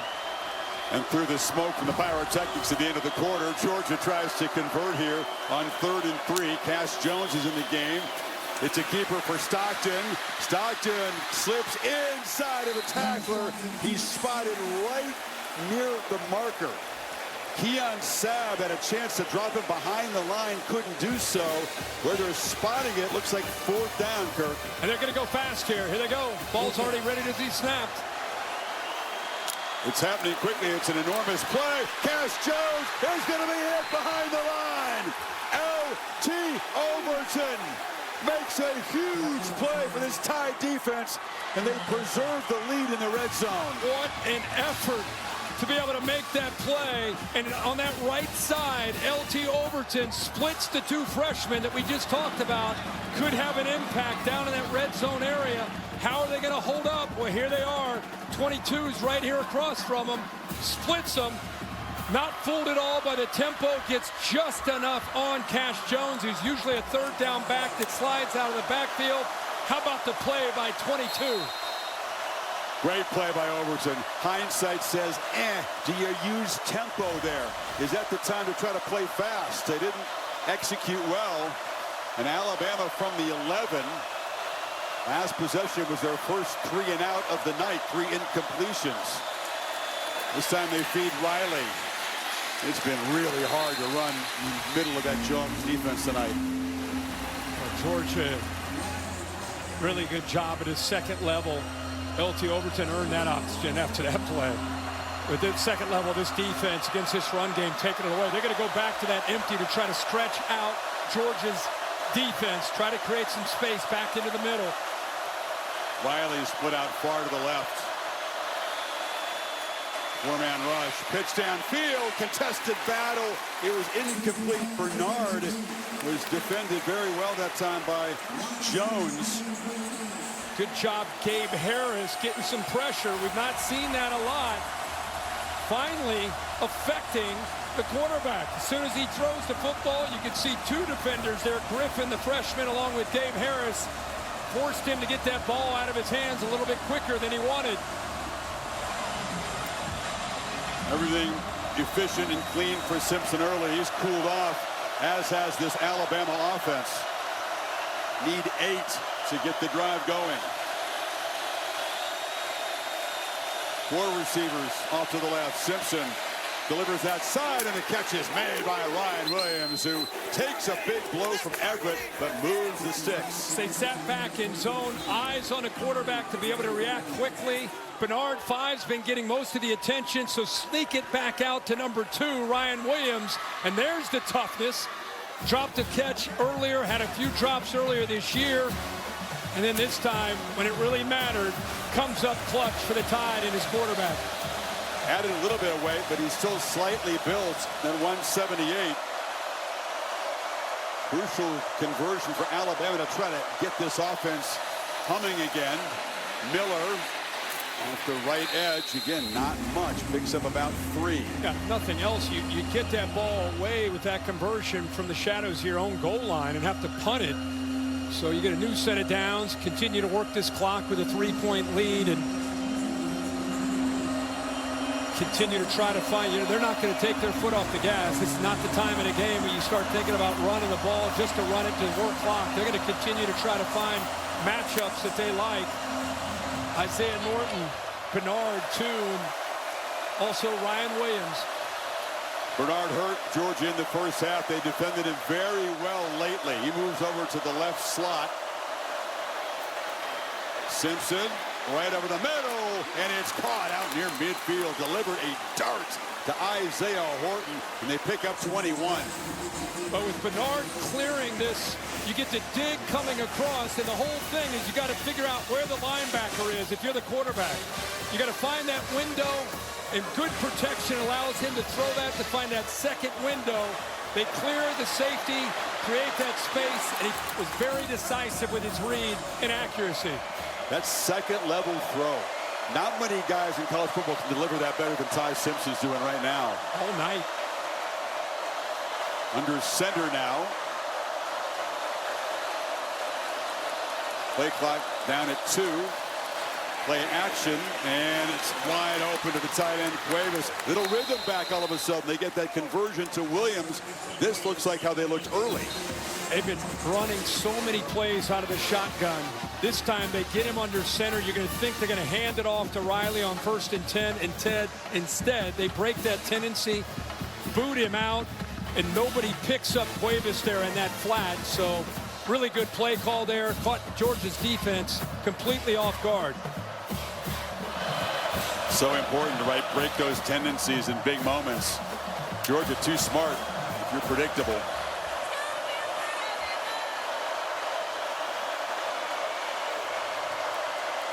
Ryan Williams right here. Yeah, he's in the backfield along with Riley. And there's a false start. Offense, number 56. 5-yard penalty. Remains first down. Gino Vandenberg. Holly? Well, that rhythm for Ty Simpson is something he's really been working on since week 1. They felt like he wasn't strong in his progressions. 1, 2, 3, 1, 2, 3. He said, if I was late to my 1, I wasn't accelerating fast enough to get to my 2nd and 3rd read. It's something he and Ryan Grubb have been working on to get on time, accelerate faster. 1, 2, 3, and we're seeing that rhythm right now. Yeah, his feet are the most important thing, and he's had great rhythm tonight, Holly. Eyes and feet have been connected. Another empty backfield. 1st and 15 after the penalty. Dogs bring some pressure. Flips short. And Williams in traffic. He's a catch and is tackled very quickly. Just not his game in traffic. You know, he's usually downfield or catching the ball underneath. Kind of fakes like he's going out, comes back underneath. Look at 44, chasing that from behind. Heck of a play by Jordan Hall, showing some really good instincts to not let Ryan Williams get started there. Jonah Jonze provided the pressure there. 2nd and 13. End around, and as Bernard knocked out of bounds, actually he's tackled inbounds in the 40. It's going to be a 3rd down and about 6 here for the Tide.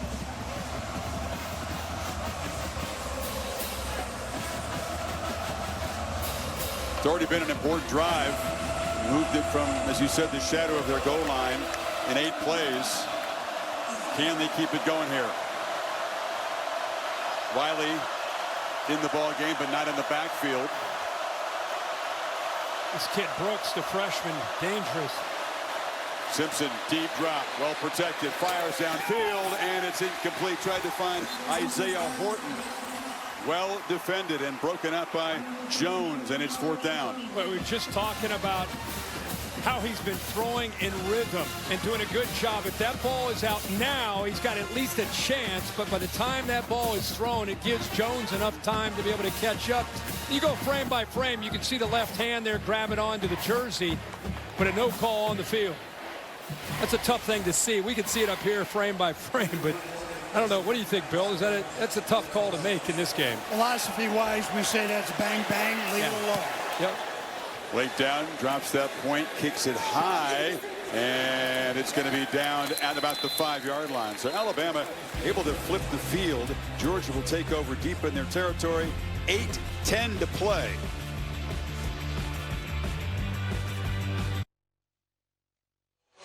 Here's the AT&T connected clicker. Go back to this play by Jordan Hall here earlier on this last drive. This is potentially a touchdown if he doesn't show the instincts to follow the center Brailsford to this screen. Look at the alley that Ryan Williams has. If, in fact, that play is not defended as well as it was, look at that alley. He has blockers, but because Hall came off of the rush, made that play, showed the instincts, that play gets blown up and eventually forces Alabama to have to punt the football back to Georgia. It's a great look at a play that could be overlooked, but could have been game-changing. Big time. He not made that tackle. So Georgia from the 5. End around to Branch, and the speedster contributes to the run game by picking up close to 10, getting the drive going before Sapp forced him out. How much fun is he? I mean, we always expect Ryan Williams to be the fleet-footed receiver in this game when he gets his hands on the ball, but Zachariah Branch coming over from USC. We saw him mainly as a return specialist at SC, but Georgia's done such a good job of utilizing his skills as a receiver, especially on jet sweeps like that or just a quick screen game. Quiet night so far, but he can change that in a hurry with his speed. And off inside, Bowens bouncing off people. There's a flag in that offensive line area.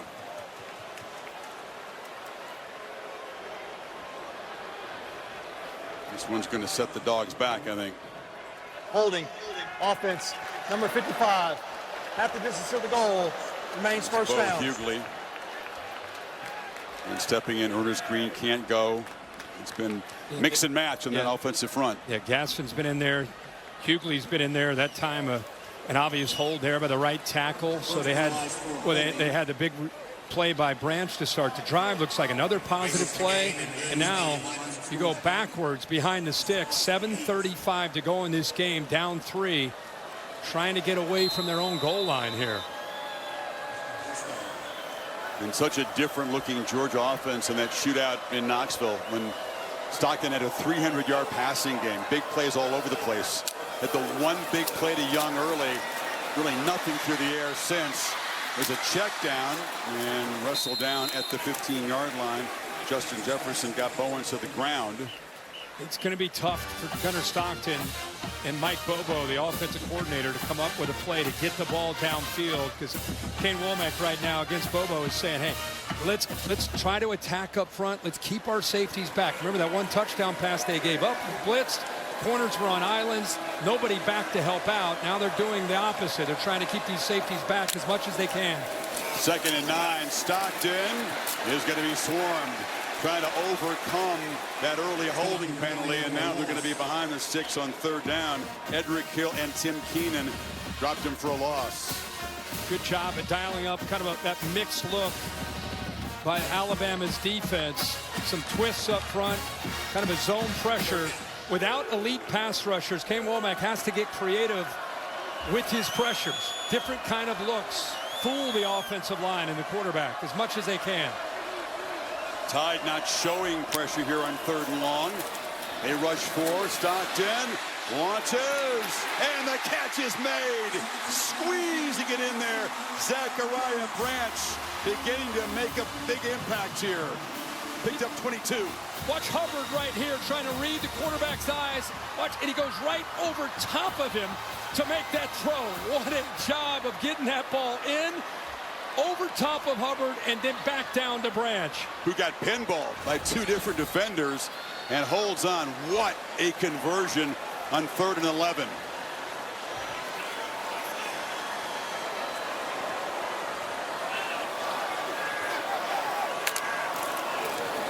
To the edge. Catch made by White Helton.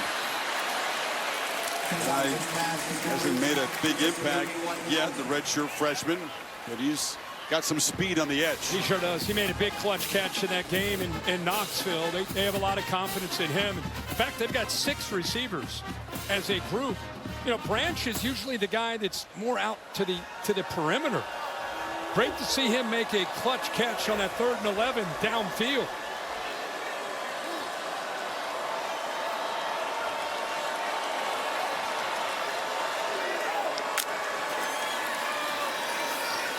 Stockton to Bowens. They knew this guy was tough, and they knew he prepared well, but his ability to make plays in the clutch, including that big comeback in Tennessee, certainly won over his teammates, and Stockton trying to do the same thing tonight after a very rough start. Just don't force it. Take what's there. If they're going to drop, check it down. Let your backs and receivers do the work. Branch off to the right. Single coverage over there against the speedster. They look back to the near side to Young, and he draws a crowd and is knocked down near the line of scrimmage by Deontay Lawson. Lawson's had such a great career in Tuscaloosa. Been around, he's had a lot of injuries. 5th-year senior out of Mobile. It seems like we've been sitting down talking with him in production meetings forever. They've used 4:14 on the drive. Quickly and quietly, it's inside of 4 minutes in regulation here. Increased urgency on this possession right here for Georgia. Emma brings heat. It's picked up, and it's incomplete. So they didn't get home, but they perhaps rushed the play. It was Drake Kirkpatrick on the safety blitz. They've been mixing up the looks, been a little bit more aggressive on certain downs and distances. That time, as you said, it's Kirkpatrick that brought that pressure. Good job of Hubbard to come over to be able to keep that coverage tight on Branch. And here we go with another big third down. Cass Jones, their third down back to the right of Stockton. Low snap, flag on the play before the snap. Jones is going to be hauled down, slammed down hard for a loss. Dejon Lee, the corner, the freshman, made the play. Let's check what Kyle Olson has to say. The tight end was moving. Illegal shift. Yeah. Offense. Two players were moving at the same time and never got set for a second. That penalty's declined. Fourth down. So, doesn't matter. They try to get it to the edge. Another look at the penalty here. And watch the reaction. Watch how quickly up top the corners react. It's Alabama defense. Good job of not allowing, it was Lee, the freshman, not allowing that stalk block to take shape. That time they just took that away. Eyes in the backfield, able to wrap them up for a loss. Dowd punts it. And the fair catch is made. So Georgia comes up empty and uses 4:40 on the clock. Alabama, nursing the three-point lead, takes over deep in their territory.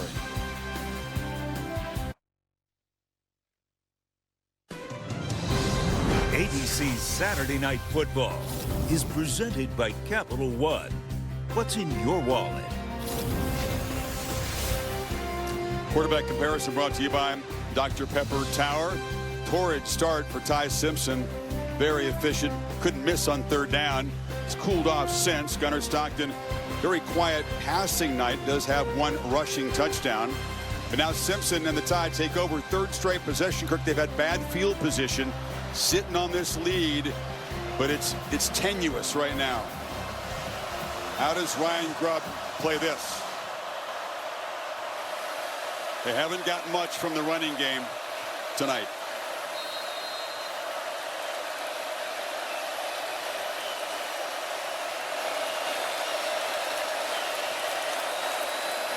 Miller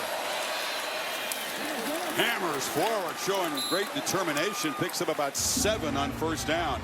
Every play feels important at this stage. It really does. Good, solid running. As you mentioned, they have not gotten a lot from this running game. This one you got to turn to your quarterback, who's been on point almost the entire night. What an opportunity for him. You know, you get these kind of moments as a quarterback when you're in a school like Alabama. And this is it's a critical moment where he can show what kind of clutch performer he is on the road. Rivalry game. Got to lead and manage this offense in a 4-minute offense.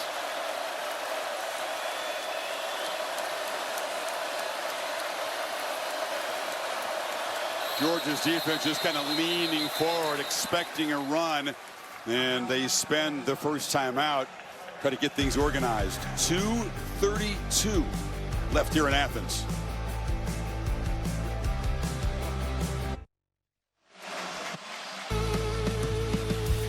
Crunch time between the hedges after that frenetic first half. 38 points scored. Defenses have controlled the second half. Georgia has the only touchdown after halftime, and Kalen DeBoer hoping his offense can grind out a drive here and secure a huge win for him personally on the road here and snap a 33-game home field win streak by the Dogs. Miller in the backfield on 2nd and 3.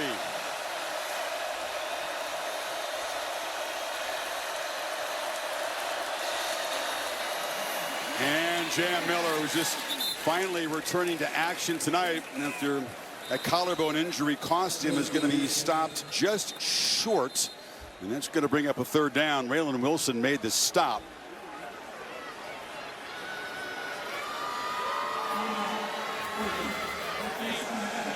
So Kirby Smart spending the timeout here. Interesting on 3rd and short. Because if Alabama can, make a foot here, they're going to get a fresh set of downs. Yeah, you used your first timeout. You still have the 2-minute timeout. But 3rd and short, with the timeout, they pick up the first down. Now what are you going to do? You're going to let the clock run down to the 2-minute timeout? You're going to use another one.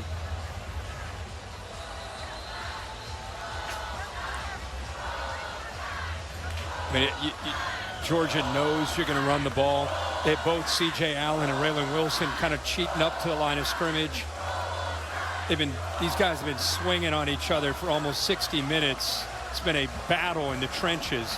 Miller's powerful, but they don't have a real physical back. They don't have the kind of running back that Georgia has with McCray or Bowens. I think you sneak it here with Simpson.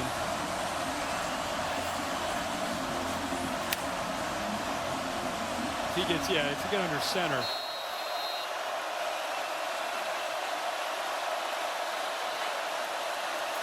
They are going to seek it, and he gets shoved from behind, and where they're spotting it, it's going to be an Alabama first down, and now a flag comes in at the end of the play.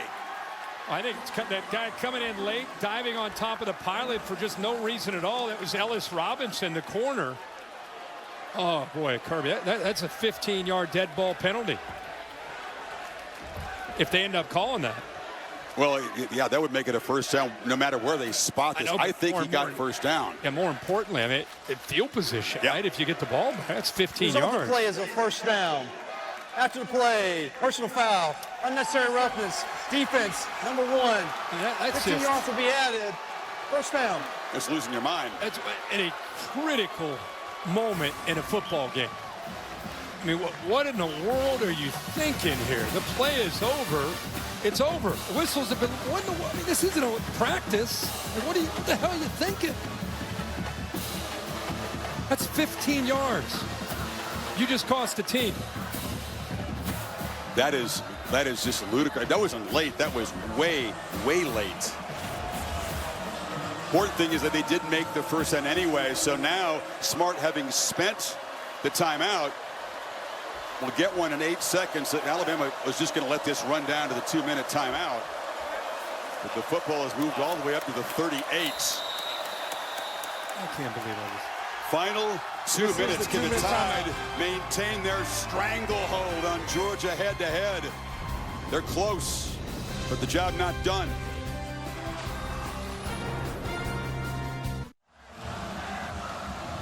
This is off the timeout before that.